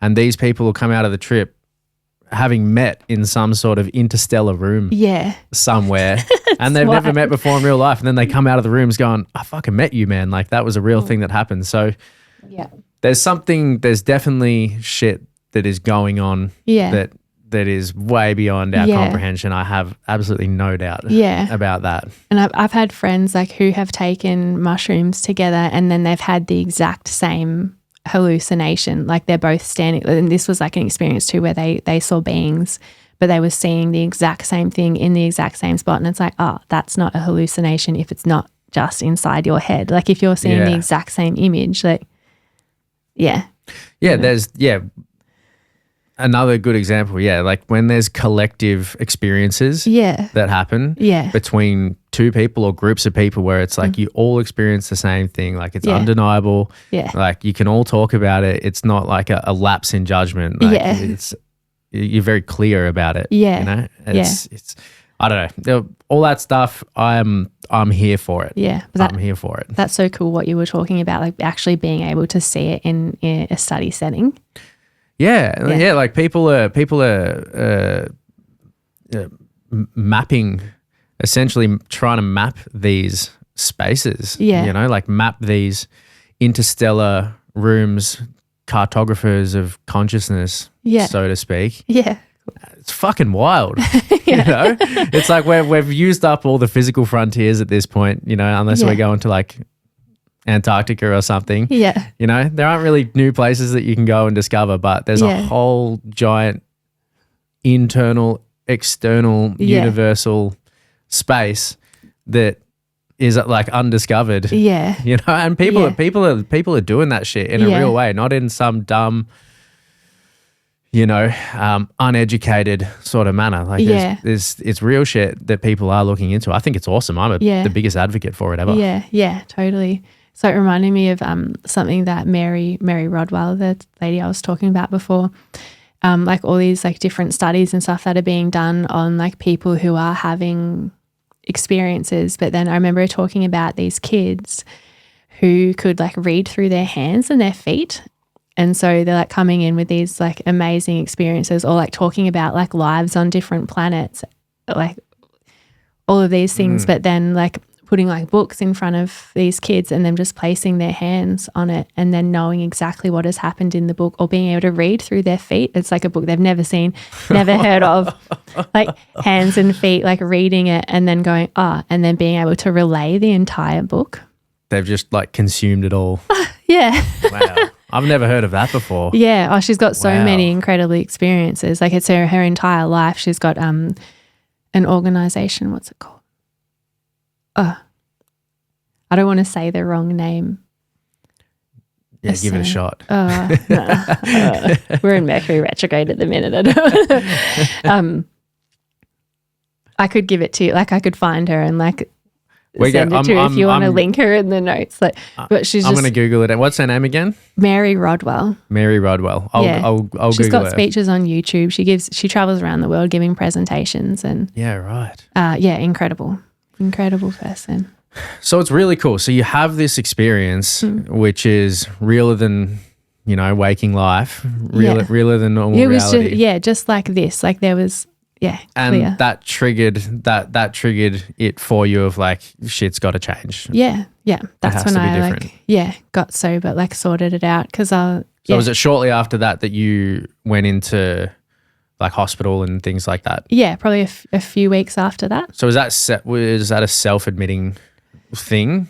Or a collection of, you don't have to speak about it if you don't want. My parents took me. Okay. Like it was like it was like an intervention. Yeah. Because there was no way that I would want to go to hospital. But at the time, like, it's so funny when I look back at it now, but they were like, Judy, we need to like go somewhere and there's going to be like other people like you there. I'm like, oh, good. Someone who will understand what I'm talking about. Like I was thinking that there was going to be like people who had like experiences or something. I was like, oh, we're going to go to some kind of like, a space where people will understand what I'm talking about because I was like, oh, you just don't get it. Like you don't understand. Like, and did you feel like they got it? No. There were some people in the psych world who definitely got what I was talking about. But no, they didn't. And then, it turns out I was going to a psych ward, not just like some special space where people would understand what I was talking about. Got jibbed. Totally. But anyway, so it wasn't that long after that. And then thankfully, so I was actually one day, I didn't know this at the time. My stepdad ended up telling me years later, but I was one day off getting electric shock therapy. Oh, really? Yeah, which I didn't even know was still a thing. Yeah, no, apparently, because I was like one day off getting it. But I think my intuition must have known at the time because I was like, even though there was things I hated about the psych ward, also too, like I really liked a lot of the people in there. So I was just having like really nice conversations and I do just love hearing people's stories. So I'd just be like, blah, blah, blah, like sitting around chatting. I was like, there's like getting fed. Like I went from homelessness into that where I was like, you don't have to worry about food here. And like you have somewhere to sleep, you can shower, like there's people to chat to, even though there was straight in a lot of ways. Yeah. So even though there was things that I hated about it and like I didn't like the bad things that were happening, I also did really genuinely like a lot of people that I was in there with. And I feel like I was meant to meet them. Like there's some beautiful people. And it's like a lot of people just feeling really misunderstood sometimes. And then, but so like I was just chatting to people and then like at the time, like nurses and stuff would be asking me questions and then I'd just be answering them honestly. And it wasn't until like a certain point where I was like, I just need to like stop talking to everyone and just go hang out the back by myself because I have a feeling like I'll just be in here for too long. It's already been 2 months. I was like, I want to get out of here. And I feel like it must have just been my intuition kicking in because they were like, at this time, which I didn't know, like talking to my parents and being like, she's not getting better. We're not seeing any improvement. We're going to have to do electric shock therapy. But it's just because I was answering them honestly. They're like, do you still believe that there's more to life than this existence? And I was like, yes. And they're like, can you still see energy? I'm like, well, yes. Like I wasn't going to lie that I like, they're like, do you believe in blah, blah? I'm like, yeah. So you're still reporting pseudo-spiritual, but I'd always been able to see energy, but I just didn't know what it was until I was maybe like 19 or 20 that's what I was seeing. Like I remember going, like my mum like taking me to get my eyes tested when I was a kid because I'm like, what's all this floaty shit? Or like all of this like, what's this like smoky kind of thing that's on everything? Like everything's constantly moving. And she was like, no, it's not. I'm like everything's moving all the time. Like you can see it. And they're like, oh, we need to get our eyes tested. And so like when like the nurses would ask me, they're like, can you still see auras, Judy? I was like, yeah. Whoa. Like it's like a 24/7 acid trip. Yeah. Like I was just like, that's gnarly. Yes. Like I can still see that. And so that wasn't a good sign for when they're trying to tick the box of you need to display X, Y, Z to get out of here. Yeah, they're like, how is this bitch still as crazy as the day she came in? Something's not working. We're going to have to use electric shock therapy. Yeah. And so it was after a while that I was like, oh, I'm just going to have to be like, no, like just deny like certain parts of my experience because it's just, they think it's crazy. Yeah. And then it was only like a week after that I ended up getting let out. So I probably didn't even need to be in there for as long as what I did. But you were just cruising along. Yeah. Yeah. Yeah. It's wild. Yeah. It's wild. Yeah. And this leads me into really wanting to know about another element of what you do, which I know next to nothing about. Yeah. So I want to pick your brain about it, is timeline therapy. Oh, it's not timeline therapy. What's it called? Theta healing? Theta healing. Yeah. My apologies. Oh, no, that's okay. Where did I get that from? Someone must have told me that it's called this. It might have been from what I was saying about how you go back to like certain experiences in your life. Potentially, yeah. So which sounds like timeline therapy. It's called theta healing. Yeah. And is timeline therapy a thing in its own right, or am I just saying words? It must be. I've never done it, but I have heard heard of people of timeline therapy, and so there's like similar aspects, I guess. There is something I've never to done do with it, that. But yeah. Okay. Yeah. So theta healing. Tell me, what is theta healing? So let's open this cage up. Okay. So it's like it is something that's difficult to explain because it is so all encompassing. But essentially, it's like a talking therapy, but you go into a theta brainwave, and you can use it for anything, like whether it's like physical injury or like spiritual, emotional, mental, like if you have like certain patterns or if you've experienced some kind of trauma, it's really, really great for clearing trauma out of the body.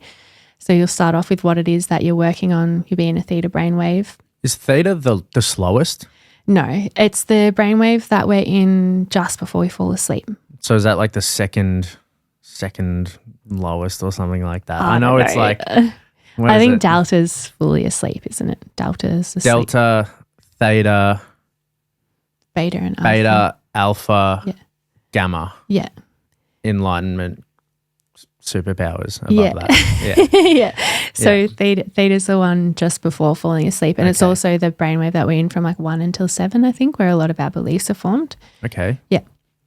And so when you're in that brainwave, you're able to remember things that you might not always be able to remember. You can see things differently. And so you'd start off with what it is that you're wanting to work on, and then I just start asking questions, and it's like a process called digging. And so you just start to dig back in until you get to like the bottom belief. So like searching for beliefs at the time and like doing muscle testing. It's like borrowed from kinesiology, the muscle testing part. So you can ask the subconscious mind and like check what we believe on a subconscious level. Muscle testing. Yeah. So the body will show you. So I'm here. Okay. I'm ready. So if we're doing like an in-person one, I would be like muscle testing on your hands. But then if like, let's say you were in America and we were doing the session over the phone, like you can muscle test yourself. Okay.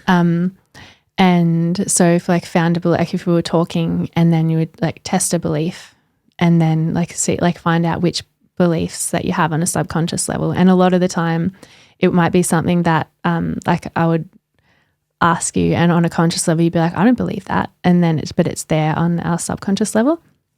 And then you go back, find what beliefs were formed like during these times, and then reprogram the subconscious on the mind on the spot and create new neural pathways. And but like as a practitioner, like I'm not doing it. It's almost like witnessing it, or you say like creator, or like whatever you believe in. Some people say the universe. I personally don't say the universe. Like I believe in creator, and like that creative energy of like all that is. So but like sometimes like people might be like universe, source, whatever it is, whatever it is, whatever that is for you. Yeah. And like witnessing creator doing the healing. So like as a practitioner, I'm seeing and then asking and then like witnessing it happen, but it's all permission based too. So I'd be like, Dylan, is it okay to change this belief? And if it was, you say yes, and then creator will say the replacement, and I'll say, is it okay to replace it with this? And if that's okay with you, say yes. And then I just witness that. So it's nothing that's ever happening to you. You have a say the entire time. And that's like a very key part of it. Like it has to be the person making the decisions like on a conscious level to change those things, and then just witness it. As opposed to someone dictating these things onto you in some way. Yeah, it's not like that whatsoever. Yeah. Yeah, it's very empowering in that way. Like, and sometimes people might, like, you might get to like a belief and they'll be like, no, I don't want to change that. And it's like, oh, you can choose not to change that. Like, yeah. So it's essentially questioning and inquiring. Once you find an answer, try and dig a little bit deeper, find the answer under the answer, the belief under the belief, and just trying to, find out what's going on underneath it all. Yeah. Is it, for example, if you're asking me questions and I come across some certain beliefs that I may or may not hold, to be able to change these beliefs, do you have to, is one of the ideas that you have to dive into the specific memories of what created these beliefs, or can it happen on a different level to that? Do you want some more water? No, all good. Thank you. Yeah, it does. Like it is like part of the whole process is making bring like those experiences into your awareness, but it's not re-traumatized. So you're not going to like bring someone in, they'll have like remember something horrendous and then leave feeling traumatized. Like you do, it comes up, you see it. And then as you're like changing the programs and like sending the healing in, like by the time you leave, it feels complete. Like it's a very like nurturing, loving, safe, like you walk out.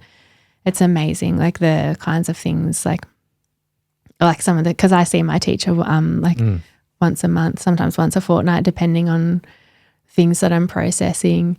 And I just like to do it that way. I think because it's like a big part of my life. Like if I'm like, I'll like be working on something or clear something, and then like often like clients will come in and be like working on a similar thing, but it was important that I like shift stuff out of the way first so that I'm able to like be doing the session without getting in the way. But yeah, like if you were to look at it just from the outside, how do I explain that?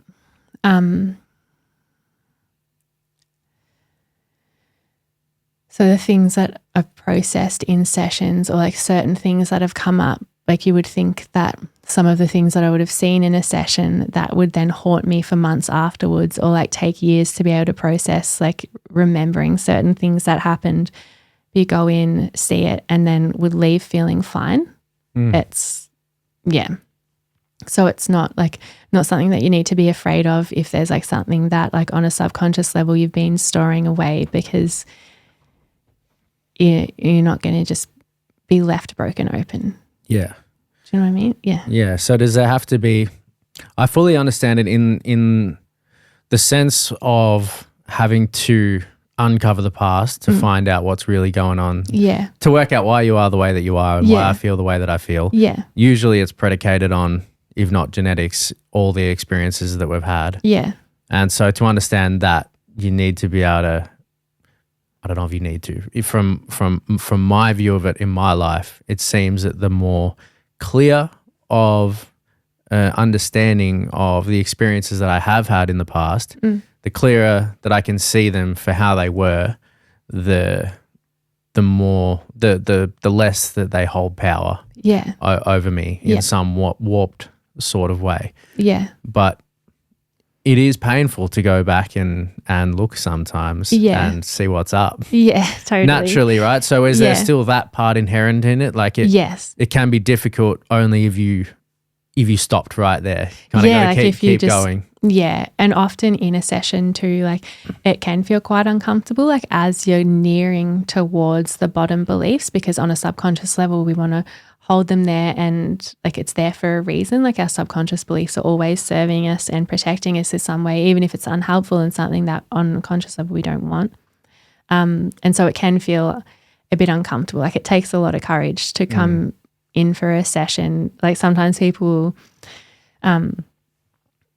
like you can start to freak out a little bit beforehand, or like the things that you're going to work on in a session can start coming up for like days in advance, and your body's preparing itself. Yeah, and sometimes it gets to the day when people are like, I want to fucking run. Like I do not want to be here right now, and it's the subconscious mind like starting to freak out, and because everything that's like coming up ready to get released in the session, it can feel quite uncomfortable.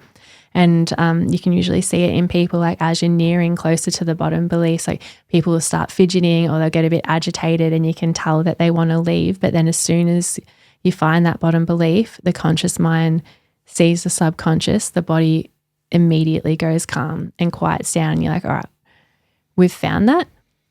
And then that's when you start the belief changing process, and the way like, yeah, you just feel incredible when you leave, like this complete like calm feeling in the body. It's difficult to describe, but it's incredible.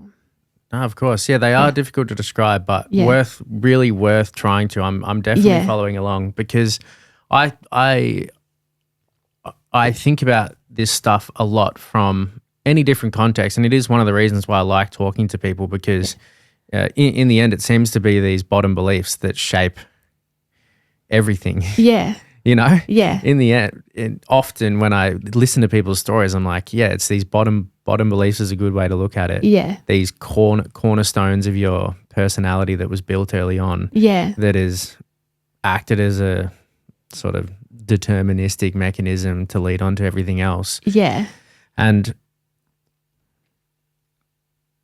looking back through these bottom beliefs, I've always wondered, like, how do you know when you're at the bottom? You know, like how do you know what is the core belief of the core belief? Like, is it a never-ending chain, or is your way of seeing that in someone is the physical response to what happens when you get deep enough? That is like a good indicator, like the physical response, but also too the entire time, like you're listening to Creator, so it's not like you're not alone, like you're like in communication the entire time. So you're being guided, and like being like often like guided which questions to ask, which directions to take things in. And so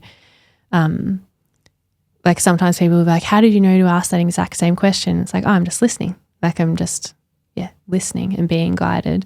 But sometimes like Creator will say like, that's the bottom belief, but you can see it immediately in the person's body. Like once, it's like a knowing, like you just know that, And it's like an instant understanding, right? Like I know that whenever I've had epiphanies, so to speak, or like those light bulb moments about some part of my personality or my characteristics that has been bugging me for ages, it's like, fuck, why am I like this? Yeah. For whatever reason. And then you work it out. Yeah, you're like, my God, I've just found it. You're like, holy shit. It always is very obvious. Yeah. Like it's not, for me, it hasn't been up for debate. Yeah. When I've worked it out, you know, it's only been up for debate when I don't know. It's like, oh, I'm like this, but is it because of this moment or because of this person or this experience? Yeah. Like you never really know until you actually find it. Yeah. And it's like, oh, like I've just closed the loop. Yeah. You know, it's like I've identified the whole pattern. Yeah, totally. Here, which is one of the most satisfying parts about life in a lot of ways. It's like working that sort of stuff out. Yeah. But when it's hard, when it is a difficult pattern and it's deep rooted, it does make me like the way that you mentioned the permission side of things. Yeah. When it comes to changing your beliefs, because it's really easy to be like, oh, well, I don't like this part about myself, so I want to change it. Yeah. But not realizing how this part of myself could be affected by this core belief or this, fundamental thing that it is giving me 9 out of 10 things that are good as well. Yeah. You know, so it's sometimes there is just, when I've found that for me, there's just been acceptance at that point. It's like, hey, this thing that happened to me is actually giving me so much good. Yeah. Maybe I can just accept this part of myself. I don't have to change it necessarily. Yeah. It's deep and complex. Yeah. How do you train? How do you even begin working this stuff out? Like how do you train to be able to do this for someone? And is there, from your perspective, a right or wrong way to go about it? So I did my training like with my teacher, but then there's an institute. So Theta healing was brought about by a woman named Vianna Stiball, and she has an institute in America called the Think Foundation. Okay. So it's like Think, and she's based in Montana, and so the training is done like through. So like my teacher, she did all of her training like through Vianna, like all over the world. She's incredible. And so it's all like, done through the Think Institute, but then people do their training through different teachers. Yeah. Yeah. And so there's teachers all around the world who have learnt from the source and they're teaching it. Yeah. Okay, yeah. Yeah. And so I've done like the practitioner training through my teacher, but then I did my teacher training through Vianna's son, Josh. Oh, okay. Yeah. So they were in on the Gold Coast in, I think it was 2018. But he's amazing too. Like him and his wife, Raina, they travel all over the world teaching. Just beautiful people. Really? Yeah, really cool. Right on. Yeah. So it's a pretty big community. Yeah, there's like pretty much in every country, I think there's people doing it all over the world. Like it actually is, there's like a lot of people, but then you talk, like it's not often that I'll be talking to someone and they're like, oh, I've heard of that modality, even though it is like a big worldwide thing. I hadn't heard of it before. Yeah. Well, I thought it was called timeline therapy. So that's how far off I am. But I had, when I was in like running an event in Bendigo a couple of weeks ago with my friends Nadine and Sammy, I was talking to one of the people who was at that, and she was asking what else I did, and I was like, oh, I do theta healing, and she was like, oh, I've done theta healing, and I was like, you mean like talking therapy? And like explained it. She was like, yeah, that, and I'm like, oh, okay. So it's just really rare for someone to be like, yeah, I've heard of that, and I've done that, because people, I think there must be some other kind of therapy that sounds similar or is called something similar, which isn't the modality that I do, and I think it might be music based. So maybe whether like people associate it with music and like theta frequencies, I'm not sure, but it's different thing. But she had heard of it, and I was like, wow, okay, someone's heard of it. And so is there, for the theta aspect of it, because like we're talking right now, but we're probably not in that state. Yeah. How do you go about setting somebody up to be in the theta state to even begin this process? So if we were with each other, like in person, like if it's an in-person session, I would go into a theta brainwave and then we would be holding hands. Yeah. And then through cellular communication, I'd be in the theta brainwave, and then you'd automatically go into a theta brainwave through that physical touch. And then have like clients in America and Canada, or like different, all over the world. And then in that kind of setting, I would bilocate or like project my field outwards, and then also too can like guide people into the state. So you can do it like it's an easy, like quick, like meditation process. Like everyone can do it. It's not like something like sometimes people will come for a session and be like, oh, I might not be able to do it. Like I've never done anything like that, but it's super easy. Anyone can do it. But yeah, there is like a easy, like step-by-step guidance of getting into the theta brainwave, but it goes from the point, like once you've done it enough times, you could be sitting here and then just like in an instant. Into it. Yeah. So it's not like needing to sit there and meditate for like 15 minutes. Like it just becomes like an immediate, like now we're talking, now I'm in a theta brainwave. Like is it a feeling? Yeah, you can tell when you're in it. I feel like I'm in it right now. Like I think I spend a lot of time in this brainwave. You're putting me in it. I think you're putting me in it right now. Like I always have sleep in my eyes. Like it's annoying. Like you'll see me like wiping my eyes during it, but I am like, like I was sitting there and be like, how come I got sleep in my eyes? And I think it's because I spend so much time in that theta brainwave, like just before sleep, that my eyes just accumulate sleep. Just simmering there. Yeah. But, so if you put yourself in that state, then you have the ability to balance that out within somebody else. Yeah. Yeah.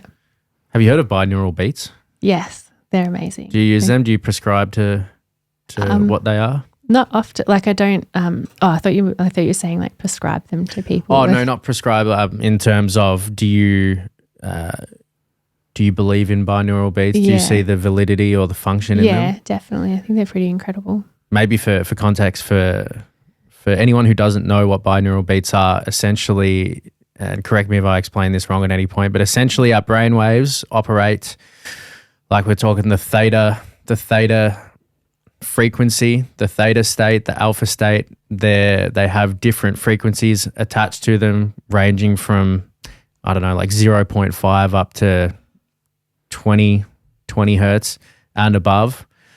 And essentially, if you get two types of music, for example, one tone that's at 100 hertz and another tone that's at 105 hertz, and you play them one in each ear, they cancel each other out, and you're left with the 5 hertz difference would then correlate to, for example, I don't know, but like a beta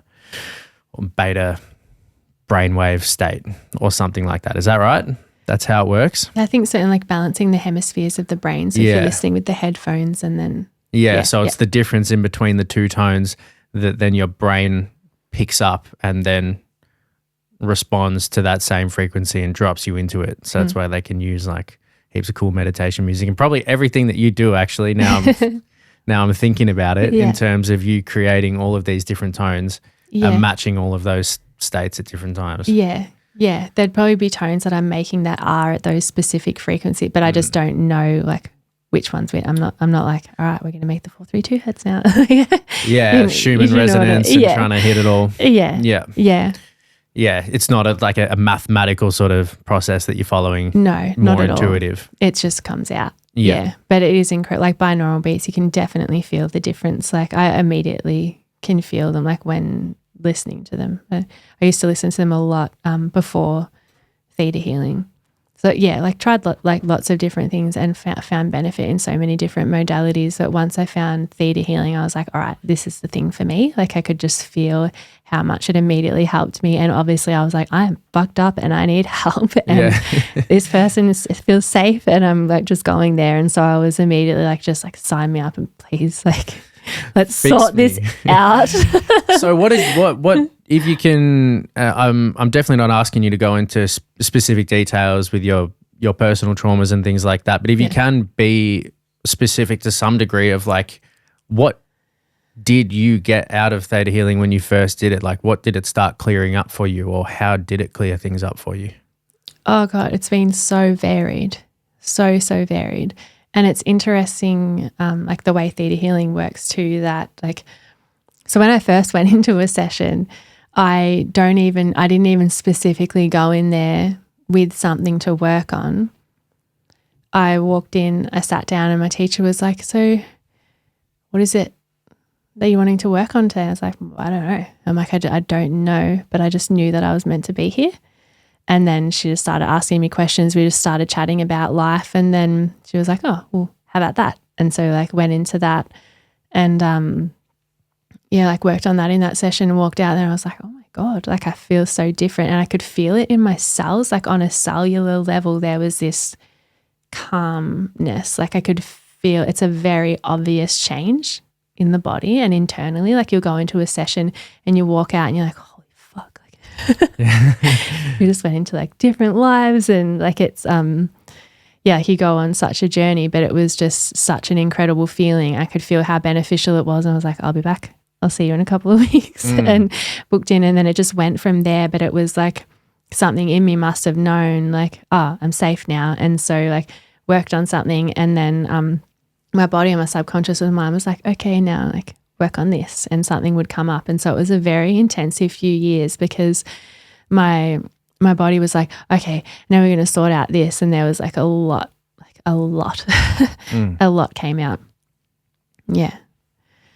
But very varied too. Like I'm kind of one of those people that, where it's just like collect the whole set of traumas. You just like have the entire Tazo collection. You're like, all right, we'll work on that. It's almost comical when I look back at my life. I'm like, oh, Judy, like you really have had like a stupid amount of experiences. And then at the same time, like I feel like I've hardly lived and have so much to learn about everything. Like just still scratching the surface. Yeah, but have had like very varied experiences. And then like, and particularly like with trauma and different types of abuse. And so there just was like a very like an unraveling that happened for years. And then so like early on, like working on something and then there might be a theme where I like work on that for a little while. And then like other things would come up and like as life would go by and years would go by, like I'd be changing so much and and then something else might come up, and then I'd go like revisit something that I'd worked on, but being able to see it from a different perspective, or like having the strength like emotionally, spiritually within myself to be able to see it at a deeper level and then continue the healing. So it's not like sometimes I might feel like completely fine about something, and then something will happen and I can feel the emotion or like the next layer of things coming. And so, yeah, it's not like, I personally don't like think that it's something that's ever done. Like, we're always going to keep growing and processing things for the rest of our lives, but it's just not like, you're not just going to sit in that place of trauma and despair for forever. And I feel like it also gets to a point too where you're like, yeah, I'm not perfect, but also I'm here and I just want to enjoy life and live life, instead of like constantly being like, oh, I need to sort this out. Or like, kind of just got to the point where it's like clearing enough things to be like, okay, now I'm like genuinely like can just be here. And if things happen or like something comes up and life throws you, it doesn't feel like it takes you off the rails. And so I don't actually spend like as much time as what I used to, like back when I started, where like it was very like intensive few years where I was just processing a lot, and I was very like not really in the world. Like I was just had my son, and so I just kind of felt like I was in like a cocoon for a long time, but it was like a very necessary cocoon. And then life just naturally started to draw me out. Yeah, draw me out into the world. And then, but I wasn't very much like a people person back then. Like I was very reclusive, but then now I love people and like obviously like love being social, but I was very, very hermity. Yeah. I think that there's times for that. I think it's important. I've definitely had times where I've just needed to hide from the world. You know, there's, you know, when you're trying to begin anew or reinvent yourself, whatever, the recreate your systems and turn into the person that you think you can be or the person that you want to be. Yeah, it's really hard to do that when you're on show and you're concerned about the thoughts of others, because that's really fucks with the process. Absolutely. For me, it really messes with the process. So being able to have the ability, and it's really hard actually to get to a point in life where you have the ability to be a hermit is actually difficult, because normally when, I don't know, you could probably speak to this better than me, but when stuff is really difficult, I've found I've always been actually surrounded by more people. You know, I haven't been able to get away. You know, I haven't been able to hide and recover and recuperate and heal and grow and develop and then put myself back out there. Like all I'm trying to do is get away, but my life's too fucked at that point in time. Yeah, totally. Yeah. Which makes it I've gotten so much out of being able to then have times to hide and grow. And then get yourself to a point where you can come back out into the world and absolutely, you know, be the new version of yourself. Yeah. And people fear it too. Like sometimes it seems like a scary thing, like if you're going through something or like something's happened, and then sometimes we can naturally, you was like saying like you knew you needed to be alone, but you're like surrounded in those times. But I think sometimes like we surround ourselves as well too to try and avoid having to like be alone to feel the things, and then on some level like scared of that.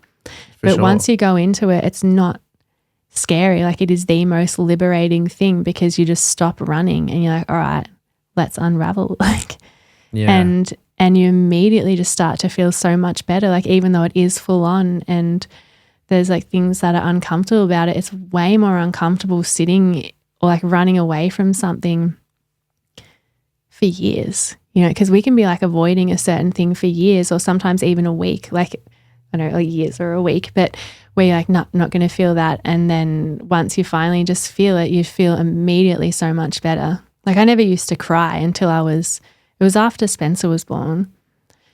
But like back, like there'd be like times in my life where I would cry, but it would be years apart. And I'm like, instead we shall get fucked up. We'll just be high. Like, and then when I would cry, like I'd just cry for days on end. I'm like, well, that was fucked. And we're not doing that again. Like, cause you just, it's too much. Yeah. Like you just end up feeling so traumatized by it. And then, started like practicing a lot, like just crying instead of it getting to the point where you're like going to have like end up needing to cry for days. And then once I learned how to cry, that sounds silly, but like, yeah, once I learned how to just cry, I was like, oh, see what everyone's talking about. I'm like, crying really does make you feel so much better. And then you just like have a cry for 5 minutes and you feel better. And you're like, oh, we don't need to. Yeah. Yeah, we didn't even have a breakdown. We just like have a little cry. But there's something about it that actually just feels so good. And the way that you feel afterwards, like it's probably a very obvious thing for most people. It's like, yeah, you cry and then you feel better. But I'd been like avoiding trying to cry for forever or like feeling the things. And then it's so healing. But then there was like a period, like for those couple of years that I was talking about, like deep in the cocoon where I was like learning how to cry, and there was just like a lifetime worth of tears coming out and like emotions, acknowledging feelings. And it got to the point where my son, I don't even know how old he was the first time when he came up to me. He might have been 3 or 4, and I was crying in the kitchen. Like I was trying not to cry in front of him. And so there's this like little corner in the kitchen that I'd like curl, I'd go into a ball and like I'd curl up. And he came in one time and he was like, Mum, can you please stop that now? It's so annoying. That sound is annoying me. I was like mid-processing something really fucked up that happened in childhood, like first time ever finally crying about it. And he was like, oh, so annoying. Cut it out. You're annoying me. And I was like, oh, sorry, Spencer. I'm like, oh, I think I'm just going to have to cry a little bit longer though. And he's like, oh, hurry up. Just hurry it up. He's very like, yeah, he's very practical. It's so funny. Like in like astrology, he's like Aquarius moon, and I've got a Cancer moon. Like in the Aquarius moon's like not as emotional, but then the Cancer moon's like a very like emotional moon sign. And like we were watching a movie, and like whether it's something like sad or beautiful, I'll just start crying. So I'm like, oh my God, wasn't that the most beautiful thing you've ever seen? The dog reincarnated. I'll be like sobbing. I don't know if you've seen A Dog's Journey, the movie. No. Oh, so yeah. You'll cry, or you might not cry, because Spencer didn't cry. And we were like sitting on the couch and I'm sobbing, and he's like, Mum, out of me, Ivy, which is my dog, and he's like, and the guinea pigs, you are the only person that's crying right now. He hardly ever cries. Yeah. Hasn't been through enough life yet. Yeah. There's something to be said for, and yeah, we touched on it briefly because you watched that reel that I posted about the breath work that I did that made me just completely burst into tears. And who did you do that with? Who did you do that with? We did it with we did it with, I'm going to look it up because last time I referenced it, I didn't get their names right, and I want to get their names right because they're cool as fuck. Oh no. Awaken. So the company's called Awaken, and their names are Helly. I think it's Helly, and I can't believe I'm going through this right now again. Lucas Mack, and Helly. So Lukis and Helly, Helle. It's a cool name. Helly Weston and Lucas Mack is their names. And they must be like, I don't know how old they are, but they must be like 30, 35, I don't know, something. Yeah. They're young.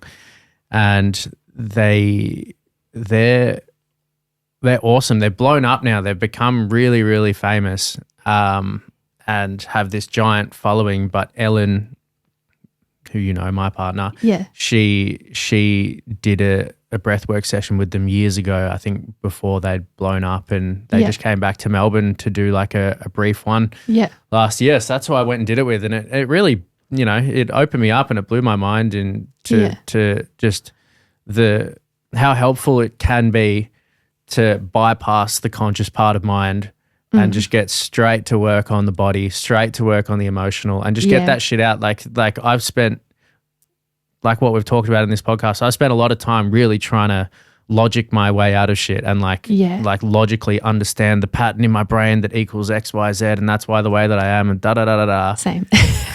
Sometimes creating more layers of problems for myself. Yeah. And having a way to just skip that part and just get it out the system, clear the hard drive, and just get back to a zero inbox basically. So then when, you know, a couple problems come through, it's not this giant overload where it's like pushing you over the limit every single time. Yeah.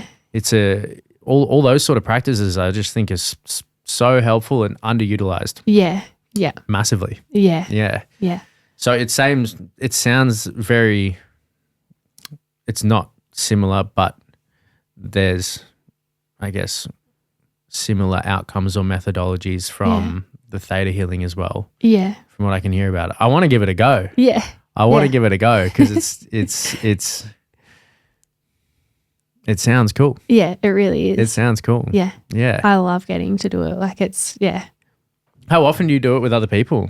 It really just depends. Like it's not something that I advertise and then I'm like I don't, like if you were to look, like sometimes like people look at my social media, they're like, oh, have a look on your social media. I'm like, you will just see how weird I am on my social media. Like my social media is just, I don't have like a professional page and then a personal page. I have a personal page and then like every now and then like I'll share like events and stuff that I've got coming up, but I'm not on there trying to teach anyone anything, or like I can't be fucked with social media half the time. Like I am not a phone person. You're not there to be a creator in the online space. No. Yeah. Yeah. So it's like, well, if I'm going to have social media, I'm like, it is just going to be my page. And so it's not something that I'm like, oh, here, this is what I do. Like I'm not trying to sell myself on there. Like I've got some of my sound healing stuff on there, but it's not like a consistent thing. Like I don't have like a theme. Yeah. Yeah. Like a brand in that sense that you're trying to get out every day. Yeah. Like part of my biggest thing is just like learning to be comfortable with being myself and like letting my personality show. Cause I feel like there's always something in me that's felt like a bit of an outsider in a way. Like I knew like I was like, I'm not normal. Like definitely like something a little bit odd about me. But then like once I had the courage to be like, all right, I'm not going to work in the traditional sense of like not trying to like fit myself into like this certain sphere. But then I found when I moved into doing what I love, or like doing the sound healing and like moving into this space, that I felt like I'd just gone into another box, and there was this fear of like, oh, you just now I just have to be a certain way. And then like I think people expect like I'm doing sound healing, so I just have to wear all white and like walk in and my hands on my space. I'm like, thank you so much for coming to my sound healing. Float about. Where it's like one of my favorite bands is Rage Against the Machine and Cypress Hill. Like I love music. I love all kinds of music. Like my biggest dream for forever is to get to sing, like to do hip hop, but to be doing like the female vocalist with like hip hop guys. Like it is my biggest dream ever. I love rap. Have you done that before? Not yet. Surely we can tee that up. Know any good rappers out there? But they got to be nice people. They got to be good people, like people that I genuinely get along with. Like I wanted to create with like people who I would, you know, like genuinely enjoy being around. If anyone's listening to this is in the Melbourne rap game, and this might be a good fit to give it a go, reach out to either one of us. Thank you. It's a possibility. Thank you. Yeah, like it's I love music, but then people see me and they're like, oh, you must like meditate a lot. You just sit there listening to rap music. I'm like, if you could see that I just pulled into this church, like there was this one, for example, like there was a church that I'd hired in Echuca to do it at, and I pulled in with Wu-Tang Clan playing, I think, and it was that song where it was just like it's like a fucking God, I block out the sun. Like just pulled into a church. I'm like, seriously, Judy. People could see you. And then like sometimes after a session, like if I've done like 6 sound healing sessions in a weekend, I'm absolutely going to drive home listening to Come Like a Bomb. Like, like I feel like there's a balance. And so, but there was like a lot of fear around that, because I was like, oh, what if people think that I'm like bad, or like what I'm not doing is not genuine, because I like love all these other things. And like I grew up, like my dad's a tradie, my dad's a carpenter and like concreter, and like working with him and like always being surrounded by other tradies, and I feel so comfortable in those environments. Like I wouldn't want to just sit around people who are only talking about spirituality and then being like, oh, the world's just like not awake and no one gets it. And I was like, I would rather sit with someone eating a fucking sausage roll, just like talking about nothing. Like I don't just only want to be put in one box. Like I just want to be able to be me. And so I didn't necessarily feel like there was any place that I fit. So I went from feeling like, oh, I don't necessarily fit here because there's like so much, like so many different aspects of me, and then moved into it and I was like, right, this is just going to be amazing. And I was like, oh, I don't necessarily fit here either because I don't feel like I'm completely anything. Like how there's like certain people who like, oh, I fit in completely in this yacht club because yachting is my life. Like I don't feel like there's any part of me that fits anywhere completely. And there was a lot of, I was scared about it. I'm like, oh, I don't, and so I felt like I needed to be a certain way, or I'd walk in and I'd be like, oh, don't be too weird, Judy, or like, don't like be too much of yourself. And then it got to the point where I was like, oh, I'm not, like, it's just so uncomfortable, like going somewhere and not just being you, like you're censoring yourself already. It just became to the point where it's unbearable. And then that's where, like with my social media, I was like, all right, if I have to have social media, I'll have it. I'm like, but it's my page. And then it got to the point where like yoga studios were following me, and I was like, okay, I will take down all the photos where I've drawn dicks on my face. That is the compromise I will make, and then that's it. Because I have this like this tradition where every New Year's I will make like my rendition of the fireworks. Okay. But with dicks drawn on my face. And so there'll be like a photo of me and then like all these like multicolored dicks on like the dick fireworks. And so like there's like, I'm here for it. But every New Year's I'll make one and then I'll just send it out to my friends.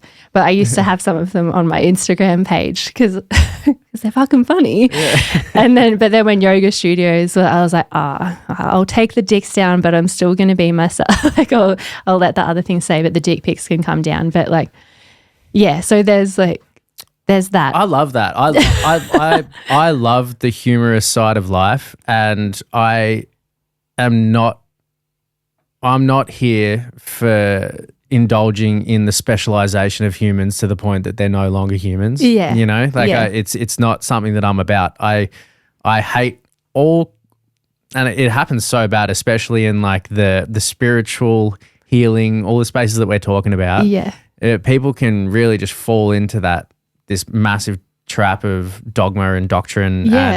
And because you do breath work, like you said, you have to dress like this. You have to have this kind of air about you. You have to sound a certain way. Yeah. and display these sort of attributes. And it's like, that shit isn't real. Like that's another made up externalization. Totally. You know, and people prescribe to that, and then that's what people want to buy. Yeah. In the end, you know, and it's not true. Yeah. Like I personally want a human. Yeah. Like if someone's going to give me advice or someone's going to be my friend, I want them to be a fully fledged human who's allowed to like all the different things that they do like. Yeah. And I think that it's really telling. It does actually show a lot about a person. Yeah. When they have a nice balance between being serious, being hilarious, taking life very seriously at some times, and then not caring about it at all in other times, like it doesn't matter at all. Yeah. The beautiful balance between all of those things is it's within that nuance, I feel like, is where all the genius is. Totally. For people, you know? Yeah. Like all the biggest legends I know, they're total idiots. Yeah. At the right times. Yeah. You know, they just know how to time it perfectly. Yeah. And so, I would say chuck the dicks back up on the Insta for sure. They are the ones that were pinned. I'm going to pin them. The yoga studios. I'll show you later though. They actually are pretty funny. You might like them. But it's good. But it is a real thing though, right? Like it's there's something misleading when people hide parts of their personality, especially if they're a person who you're going to be getting help or guidance from. Yeah. You know, because realistically, I like to see behind the curtains. Yeah. You know, you want to see behind the curtains of somebody's life to know exactly what's going on, so you know if they're coming from a genuine place. Yeah. So it's like when someone's just got this air about them where they're too cool for school and they're like the most spiritually enlightened master that there is. Yeah. And they can't see the funny side of that. Yeah. It's like, to me, that is a regression. That is a regression. Totally. And it's like what we were talking about earlier on, like before we started recording, like with musicians. And then you were saying about like the Teskey brothers and like like them just like being like really good people, and how like, just don't have time. And it's like such a big thing, like in the music world, where like egotism can get out of the way, and there's all these people just treating people like they're better than them, or like so many musicians getting away with just not being a very nice person because they're a musician. And I think it can happen like if you're like getting applause, or like almost like setting people apart, where it's like, oh, I'm creative, or I can like do this thing, and like sometimes like it is like put on a pedestal, but I'm not into that. Like I'm a musician. A lot of my friends are musicians. I know a lot of musicians who are just incredible people. And then there's the ones where it's like very egotistical, and I just avoid that in general. Like I'm not into it. I think that if you're going to have a microphone and you're going to be on stage, then if anything, there should be more pressure to be a decent person, because you're in the situation where you have a message and you got to be responsible with it. But then that's something that I learned the hard way, because like, I like, as you know, like 11 until 23, and I started playing live like as soon as I was allowed in pubs, and was fucked up the entire time. Like I didn't even really think that I had stage fright, and so I would get up and play, but it's just because I was off my face. But I didn't care really about the message, or like a lot of the time, like my lyrics, I was like unloading things, or like I was known for like writing a lot of funny lyrics. Like it was just like a bit of like a joke thing Taking too. The piss. But then I had a song that was like, go and get your guts fucked cuntized. And then that was the entire lyrics for the song. I used to play like a 2-piece like drums, but singing just like, go and get your guts fucked cuntized. and like you're playing this in pubs? Yeah. Do people love it? Yeah. Yeah. Yeah. But people would see me and be like, is she saying go and get your guts fluffed bunnies? Like, sure, like it's like they couldn't hear. Like, surely it's not possible that you're saying what they think you're saying. And we had a song called You've Got Pink Eye on Your Vagina in brackets because your boyfriend farts on your flaps all the time. Like just fucked up stuff. Like I didn't really take it seriously. And then after like years and years of playing, there'd be times when like I would write a song and then I would end up experiencing it years later, or there'd be certain things where I'm like, like over time being like, I don't know about singing that. Like it started to feel like becoming aware of that, creating what you're talking about or what you're singing about. And Be careful what you wish for, manifesting your words, putting them out into the world, that sort of thing. Yeah. And then I started to think about it more. And then when I got sober too, I was like, I was really wasting that opportunity to do something good there. Like I'm just writing disgusting songs that I'm laughing about, like just having like a fun, like, yeah. And there was things that I loved about it, but I was very reckless. Like I was just like drunk on stage or off my face and didn't really so much care. And then when I got sober, I was like, there's actually like, you should be trying to do something good. And so thought about that a lot more, like in the writing process, or like a lot of the times, like when I'm writing too, like it's similar to the sound healing in that like I'll get like a sense that a song's coming, or I'll be like, a song's going to come through. So I'll sit down and the entire song just comes out in one go. And then there's been times where I'm like, like record it, like I just record it on a dictaphone and then go back and listen to the lyrics and write them out. But then, yeah, like that album, my most recent album, Moonflower, that was all done that way, where I thought we were going to be making another sound healing album, and then a acoustic song came out, and I was so busy at the time too, and I was like, is it going to be an acoustic album? And I was like, all right, creator, like if you're wanting me to make an acoustic album, it's going to have to be really easy because I'm flat out and I don't even know when I'll get time to write. And so over a 2-month period, there was 8 chances that I got to sit down and write. And in that time, the entire album came out that way. And it was a sit down, here's the song, that's the lyrics. And it came like there's like very quick, very easy. But the recording process was just so arduous. Like Bowden and I nearly had a mental breakdown a couple of times. We cried a lot because we're like, why is this so difficult this time? But I think it was a timing thing. Like it would have been released too soon. But there is like a lot of themes in that album. Like once I like just opened up, I'm like, all right, what's wanting to be said through me? And then noticing like the difference in lyrics when it's for, like coming at it from that space of like, how could this help? Or like what's something that we're going to put out into the world? And then it was very clear that the album was like centered around healing and like that kind of thing. And then also like songs going out to like my partner to be like, there's like specific things. Yeah.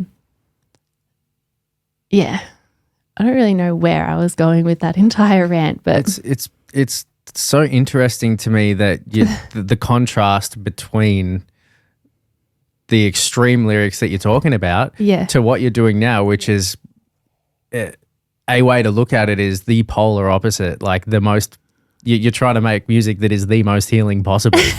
Yeah. You know what I mean? Yeah. Which is, it's so wild to just hear you describe it in that way. Yeah. To have the capacity to do both of those things at different times, depending on where it comes from and the intention behind it. Yeah. And you were really making me think of just, like I don't know, it is taken for granted. I take it for granted how powerful the way that you show up in the world is just for every person, but especially if you're recording something that's being put out there. You've got a microphone and you're putting it out there. It's it's not to be messed with in a lot of ways. Like I'm all down for funny shit. I really am, because there is a massive purpose for that.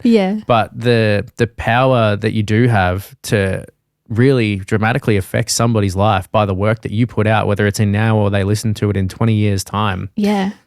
Someone who you have no idea, you've never met before, is going to listen to this podcast, and you potentially have a huge effect on them and you just don't know, right? So it's when I start thinking about it like that, it's like, well, you're probably never going to know the effect that you are having on people. So it really just comes down to, like, am I doing the right thing right now, regardless of the feedback? Like, is this the right thing? Totally. It's the same thing with podcasts too. Like, I get so scared of doing podcast interviews because, like, if you, like, say something relevant and, like, it's relevant to you at the time, but because we're always changing and, like, getting more experience, like, our opinions on things change all the time, and there's that, like, fear of saying something that I no longer relate to, or someone might listen back and be like, oh, you said this.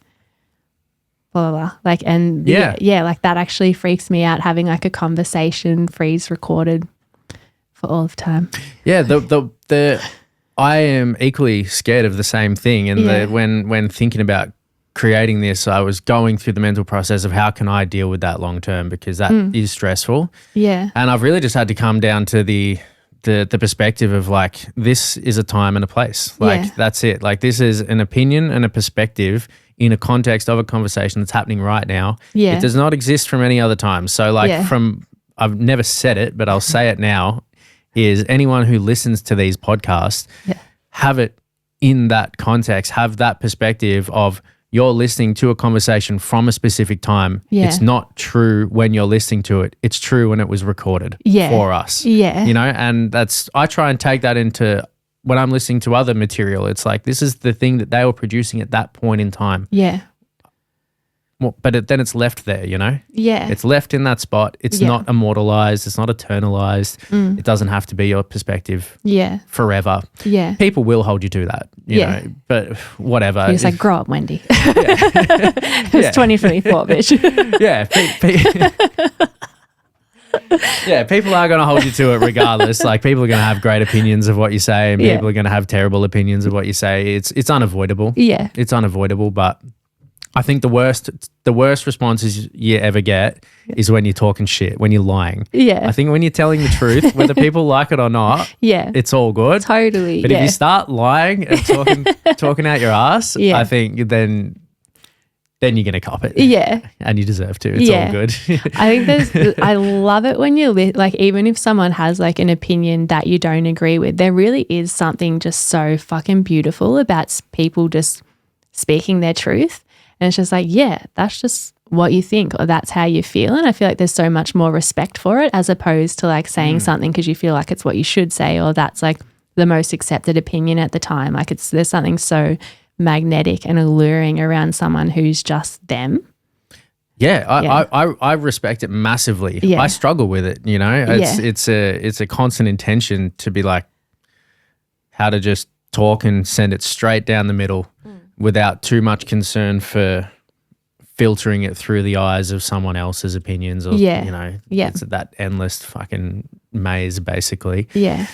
But I respect it massively when people can just be straight up and tell it how it is. Like it's such a powerful thing. It's awesome and it's confronting sometimes. Yeah. But I think that's the best way to get it done. Yeah. Yeah. It's definitely been a big lesson for me. Or like I was saying, like we going into the field, like, yeah. Like even before when I was just like, grow up, Wendy, it's 2024, bitch. People are like, you can't do sound healing and like work in therapies and then talk like that. But it's like, oh, like, yeah. How do you balance those things? Do people ask that of you of like, oh, you can be so crass and extreme in one way and have a laugh and be completely unserious. Yeah. But then at the same time be very, very serious and hold a really sort of transformational space at the same time. Did you feel like people have a struggle with that contradiction maybe? I don't know. Like maybe they do, and then I don't think it's a contradiction, by the way. Yeah. I try not to care about it. I'm not like that in a session. So if we're like sitting across from each other, I am very professional. Like I'm aware that I'm in the zone. We're doing it. Like, yeah. But when I'm off the clock, yeah, gotta be able to enjoy it. What's I grew up watching South Park, like because like mum and dad got divorced, and then from like grade 4, every Tuesday night 8:30, watching South Park with dad. It formed my personality. In hindsight, it's like one of those things where I'm like, I feel like that was probably one of the things that shaped me most in my entire life. Like, yeah. What's next on your list of things? I know you may not be like have this specific kind of plan of this is going to happen, but in terms of general ideas of what you want for your life and you and the impact that you're having in these spaces at the moment, like what does the future look like when it comes to the sound healing, the theta healing, the music, the acoustic music? Are there other things on the horizon that you're looking to do or to branch out in? What does it look like? I'm planning on beginning camel tours in camel tours? Not really. No. No camel touring. Like I think like I genuinely love what I'm doing. So like obviously we'll continue to camels have been on my mind because I caught up with a friend, Bryce. I don't know if you've ever heard of him actually too for breath work. Bryce Mayer. He has a company called The Breath Code. So we'll look Bryce up. I'm definitely looking for more cool. Is he in Melbourne? Yeah. All right. Yeah. Okay, cool. He's beautiful. But I caught up with him yesterday for a coffee, and then we were at the cafe, and the guy who was serving me had really nice eyelashes. And I was like, yeah, very lovely eyelashes. And he was talking about this time that he lived somewhere, I can't remember what country, and the people used to say to him that he had eyelashes like a camel. And I was like, they do have crazy eyelashes. Totally. Yeah. And I was like, that is the first time that I ever heard someone be like, oh, you have eyelashes like a camel. And I was looking at him, I'm like, you really do? I'm like, did you ever take a selfie with a camel? And he was like, actually, I did hold my head up next to this camel. Whoa. But yeah, so camels have been on my mind since yesterday. Nice. Yeah. So yeah, but I won't be doing camel tours, unfortunately. But I do, like, I will obviously always like make music. It's not something like, I don't feel like I consistently make music. Like I can technically, like sometimes I'm like, Judy, are you even a musician? Because I might not pick up the guitar for like 6 months or a year. It is very like, oh, a song's going to happen and I'll sit down and then like it comes out. There'll be times when I play a lot and other times when I don't. But I can feel like another album of both. So for the last year, I thought like another sound healing album was coming, but I hadn't gotten that intuitive pull yet where it's like, all right, now is the time. But then in the last 2 weeks, I can feel an acoustic album coming. And I was like, seriously, I thought we were going to be making another sound healing album. So, but it's all just intuition based. Like they come through when they come through. So I'll always continue to make music. I feel like I'll always be doing the theta healing too, just because I love it. And with the sound healing, I feel like that will just continue to grow. Like I plan on traveling. Like there's images and visions, like these visions that I like mentioned earlier that I've seen myself in for years, like the same images. And so I know that those things are going to happen, but they're not all in Australia. Like there's like this one in this like giant cathedral. I feel like it's France. And then like another one where I can see this, like, it's almost like an auditorium, but it's not a new one. Like it's an old auditorium, but the seats kind of go like that, like they're slanted down. But like thousands of people in the audience, it's like a C, but this really cool shape. Have no idea what country it is. So there's like things like that where it's like, yeah, I have a feeling that I'm going to be in situations where I'm like doing things in like front of larger audiences, but I don't know the timeline that it's going to happen. I don't know when, but I'm just going to keep doing my thing, and I just always trust that I'm going to be in the right place at the right time. And by that point, I will not faint if I'm standing in front of lots of people. Like at the minute, that it makes me immediately just want to shit myself. I'm like, yeah, you've brought that up a lot, the public speaking thing. Yeah, like it's an odd choice of vocation. I know, for someone who prefers one-on-one conversations, like yeah, like I'm not the idea of speaking in front of people, I'm not like, oh yeah, sign me up. Guess that's why you got to do it. Yeah. And but I look at like, you know how like there's like times when you can like, you know where you want to be and you think like, oh, why isn't that happening quick enough, or thinking that it could happen sooner. I'm very aware. I'm very aware that my life is happening at the speed that it is, so that I could be prepared and become the person that I'm meant to be when I'm like arriving at that space. I really like that. So I'm not trying to rush it. That a lot. Yeah, I'm not trying to rush it. Like it's going to happen when it's going to happen. And that's a really good point, because it's easy to get caught up in wanting all the things in this ideal vision now. Yeah. But it's like, it could potentially crush a person. Yeah. If you got all your wildest dreams at this point in time, like you have to be developed enough to handle it. Yeah. Thanks for that. I'm going to meditate on that one. Yeah. Yeah. And even the thought, like something that's always really like scared me is the idea of being famous, and like, you know, people like a lot of people like aiming for fame, but then the thought of like people knowing who you are, or like having so many opinions, like whatever it is that you talk about, you're never going to be able to please anyone. And the thought of having like thousands of opinions coming my way can just fuck right off. That is not appealing to me whatsoever. Like I feel like it would crush me. Cancel that. But like the fear of that, like I don't know, like I feel like I'm getting to a point where I am like strong enough in myself that I know who I am, and like even though it probably would shake me, like I feel like I'm getting stronger and stronger to not feel so affected if someone was to like, you know, like the like people's opinions of you are like you, and that's theirs, and you just got to like be you. But I don't think it would be as amazing as what people make it out to be. Or like what people think. Yeah, like imagine going to the supermarket and being like, I don't want to talk to a fucking single soul right now. I am like feeling like shit. And then, but then going into a supermarket and like knowing that people recognize you, like that freaks me out.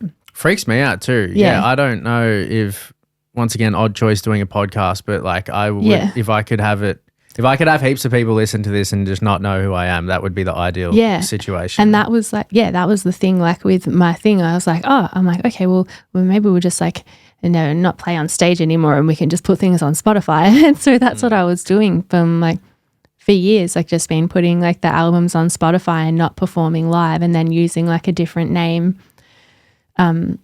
as like my thing. But it's like this intense like fear at times of being seen. And then over the years and like clearing things out with theta healing, I was like, okay, Judy, you don't only get to just have your property and a fruit farm and then just get to live on your fruit farm and then sometimes put things on Spotify. You're here for a reason. And it took me a really long time to accept that, that involves, like that's actually going to involve being out in public. You got to get amongst the people. Yeah. Yeah. Yeah, because my plan was like, one day I will have my property. There will be all the kinds of fruit trees. Like I have it all and like in my head, and I would still love that. But in my mind, I was like, and then I have the property and then I never have to leave it again. You can just create music from home. I'm going to sell the fruit from the gate. Like it was very much like trying to set myself up to then just hide. And then realizing now it's like, oh no, that's not going to be a thing for you. You don't just get to hide. Like, and also too, what is the point of hiding? Like when you're here to help, or like when you want to do something good. Yeah. You have to be in communication with other people. Yeah. Yeah. But then it can seem scary. too. And then I try not to think about it because then it just makes me want to hide. Yeah. It's good. It's probably good that there's a healthy amount of resistance to wanting to indulge in a life of fame and being surrounded by people. Like, I think just having that need to like be famous and having that need to have recognition from a lot of people. I don't know. I haven't thought about it much. I'll think about it more, but my current stance on is it's not healthy. Yeah. And the fear too of like never really knowing who just likes you for you, or like who your real friends are. Like, I'm so lucky. Like, I have incredible friends, but I know that they love me for me. Like, they're my friends now. But imagine if you were like a famous actor or something and there's all these people in your life and they're like just being nice to you because they, you know, and then stabbing you in the back. Like, it freaks me out. Like, I'm very much like everyone who I have in my life, it's because I genuinely love them and I want people who I love and trust around me. And then there's that aspect of that where it's like, oh, how would you know it besides intuition? Like, I feel like our intuition tells us very clearly when we can trust someone or not. Like, our body is like, it responds. No. Yeah. No, thank you. But I think there would be so many things that would come with it that would actually be way worse. Like, I feel sorry for like well-known people who aren't surrounded by people who genuinely love them and trust them, like people who just like them for what they do. I think it's so much more important to just be loved for who you are. And that's always been a big fear of mine, because it's like, oh, how would you know who your people are? Yeah. You got to know who your people are. How do you know? Yeah. Just a long period of time of things going down and people making the right decision that allows you to trust them in that moment. Yeah. And then I feel like I would be safe in that way, that if like I don't give a fuck what someone does, and like we were saying before, like with music, like musicians, like if there's like that level of arrogance where they're like, oh, I'm this person. It's like, no, I don't care who you are. Like, if I love someone, I just love them for them. They could be like famous, they could be a millionaire, they could be a homeless person. Like, my first boyfriend was homeless and my second boyfriend was a squatter. Like, I don't give a shit. And then Pa was like, no, Judy, you need to like. There you go, boys. It's still possible. You can get it done. I just thought they were the best. Like, my first boyfriend, like I loved him so much. But yeah, he was like out on the street from 14, and I just thought he was just the best person ever. But like adored him, and like, I still do. Yeah, but it's like if someone's in my life, it's because I love them. I don't care about titles. I have like amazing friends who are like experts in their field. Like, all my friends are from completely different walks of life, completely different people, and I love them. Like, I just love them. 100%. Yeah. That's awesome. Well, shout out to all your friends. Fucking love you guys. You are the best. You're the best. I think that's a perfect spot to tie this conversation up. I think that you and I could sit here for hours and continue kind of taking mini side quests down all of these different avenues. Yeah. But I really appreciate everything that you're talking about, and I thank you so much for coming on and bringing this type of attitude with you, because for context for everyone, this is basically the first time we're having a real conversation together. Second time we've met. And so we're learning about one another now. Yeah. And I'm really grateful that you're showing up and prepared to be honest about your experience and describe a bit of your history and how things have gone down for you, and then how you've managed to work it out. It's I can imagine some things are difficult to put out there, and I really respect that. I personally get so much value out of, and I have gotten a lot of value out of your story. So thank you. Thank you. I feel like I need to say one thing really quickly, like on a serious note. Yeah. Like if someone was to be going through something right now, or they're listening to this, and then if your like situation does seem just like, word that better, Judy. But like knowing that it's not the end, or that this isn't it. So if you're in like a really difficult time, so I think like we take life so seriously when we're in something, because we're like, oh, this is all of life, and then not focusing on that. Like, things are constantly changing, and just because you're in one situation now doesn't mean that it's going to be that way forever. And like, if you like just have that faith and that perseverance and consistency and the courage to keep going and moving forward and not taking the circumstances as seriously as what they can feel. It's going to work out. This is not the end was the line that like kept popping into my head. Like when you're like, we'll wrap it up. I just felt like I was just meant to say like, this isn't it. And that's something that I think we were talking about earlier. And it was like, no, this isn't it for me. Yeah. Like that, this isn't the end. The story continues. Yeah.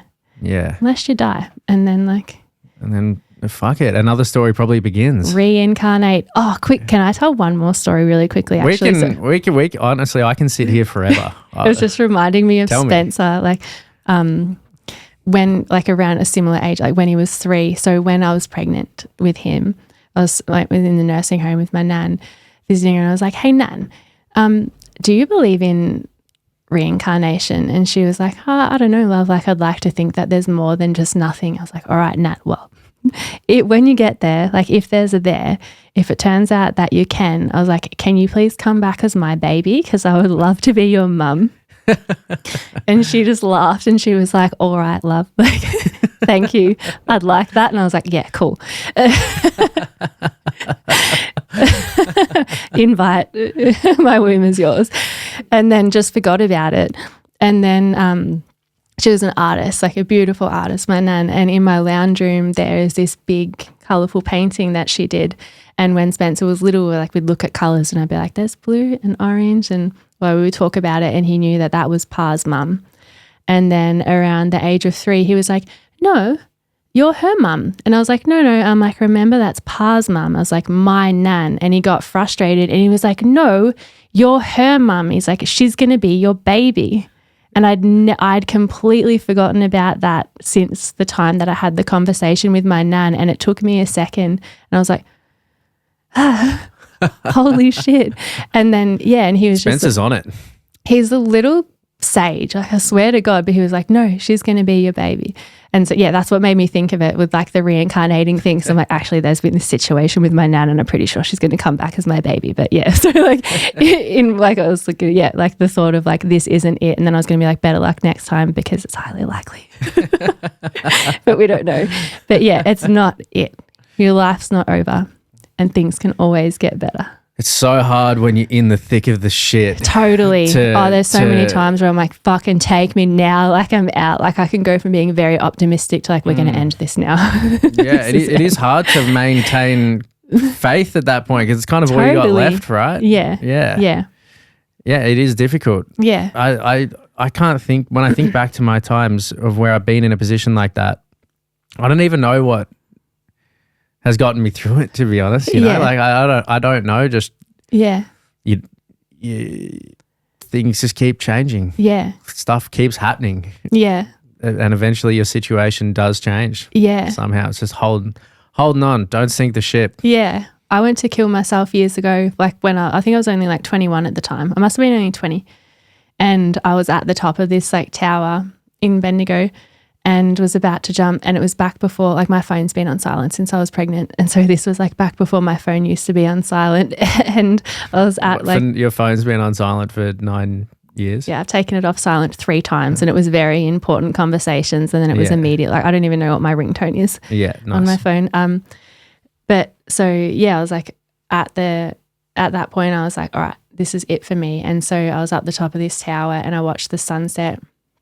And I just breathed it all in. I was just like, it was like a warm night and just watched the most beautiful sunset. And I was like, all right, and now we're out. And I've written a song about it. Like I haven't written like the actual like music part for it, but it's called I'm Glad You Decided to Stay. And I explain it a little bit in that. But so on this night, like it was meant to, like going to be my final night. And then I got up to jump. And then I got a message, and at the time I was like, I better check that. I don't know why, considering like I was just like, I'm out. And then I was like, I better check that message quickly. And it was my friend Murray, or Rob. He's but we call him Murray. And all it said was, would you like to hang out tomorrow? And I was like, oh, I guess just kill myself the next day. And then I feel like there was something in him that knew, like he was sent to save my life. And then like we hung out and he was like, would you like to hang out tomorrow? Or like, what are you doing in 2 days' time? And then in my head, I was like, I guess I'll catch up with him and then I'll just kill myself after that. And then like a certain amount of time passed where I must have just like moved through it. Like I know that I was still like super depressed, but Murray just kept wanting to hang out. And there was something, yeah. And I sent him this, like I showed him the lyrics and and he was like, oh, cool. So just get another day. Yeah. Get to the next day. Yeah. Yeah. Yeah. I'm glad you decided to stay. Glad you decided to stay. Yeah. Yeah, just keeping on. Keep on keeping on. Yeah. It's a good message. Yeah. And imagine if I had of when I was 20, like, yeah. Things got way more fucked up after that point. Like, but then they got good. And sometimes they're hard again, but then like it's worth it. Yeah, that's something that one of Dad's friends said. He was like, no one said it would be easy. They just said it would be worth it. Yeah. And I was like, all right, Peter. Yeah. Yeah, and it is. Yeah. Life is worth it. Yeah? Yeah, and love is worth it. I think it is. Yeah. Well said. Yeah. Well said. I'm done now. I think that's all I wanted to say. That's all you got? Like, if you want to wrap it up now. Sorry, you were like, no. Thanking me and we were on our way out. I'm like, can I just No, not at all. Not at all. Yeah. Like I said, there's no rules to this. I just felt like I was meant to say that for some reason. Perfect. Follow the intuition. Yeah. Well, no, I do appreciate it. I really do. It's been awesome to meet you and get to know you a little bit more from doing the initial sound healing, which was also amazing. Thanks. I'm a really big advocate for these spaces. I think that they're more credit is needed in these spaces, to be honest, because I think they actually do a world of good. Yeah. A world of good. Yeah. And they have done for thousands of years, but we've just seemed to have forgotten in the last 200 for some reason. And so, yeah, I think it's really awesome to hear your approach and your perspective on these things. You know, in the end, it's your experience and it's a unique way of doing things, which is awesome. Yeah. And so the fact that, like I said, the fact that you're willing to show up and kind of straight up tell it how it is, I think is awesome. I think it's awesome. I think I've personally got heaps out of it. I think heaps of other people will get a lot out of it as well. And getting both sides of the story, you know, not getting all the light, not getting all the dark, but getting all the things that tie those two together is where the secrets are for me. So yeah, I appreciate it. Yeah. If there is one thing I'm good at, it is laughing in horrendous situations. Like I do feel like why not? Find the comedy and the chaos, right? Yeah. I feel like I should say quickly too, if anyone was wanting to hear like the sound healing music or like since we've been talking about music while I'm here, I have the name that I use for my music is Valli Maine, VALLIMAINE, and the sound healing album is called Lucent, and that just came out on the spot. We just, similar to the sound healing sessions, just sat down, press record. They're the songs that came out, and then the other stuff is my acoustic music. And we can find all of that. Don't press shuffle. Yeah, don't press shuffle. Yeah, because it's scary when you like do it systematically, meditating, and then a guitar starts strumming. You don't want that. It's that's good. That's good advice. Yeah. So we can find that on Spotify. Yeah, Apple, iTunes, all of them. I only have Spotify, so that's the one that I always say. But it's also on YouTube and. Awesome. I'll chuck your website up, everything else, so people can check out your stuff and have a listen. Yeah. And perfect. Those rappers are out there. You just have a little listen to them. And then the rappers. We'll get you on the raps. We know a few rappers through this space actually, so I actually think you potentially someone could reach out. But yeah, appreciate you coming in. It's been awesome. I'm really excited to continue our friendship. Yeah, me too. Ellen and I have absolutely loved meeting you. Same. It was just immediate, like, love you guys. 100%, and we're looking to expand into these spaces more and find like-minded people, and you're definitely one of them. So you're a legend. Oh, thank you. And you handled the public speaking really well. So cool, thanks. Perfect. Thanks. And that's that. Let's wrap it up. Okay, cool. Thank you for having me. Thank you so much. All good. My pleasure. All right, let's do it. Thanks for listening, everybody, and peace out.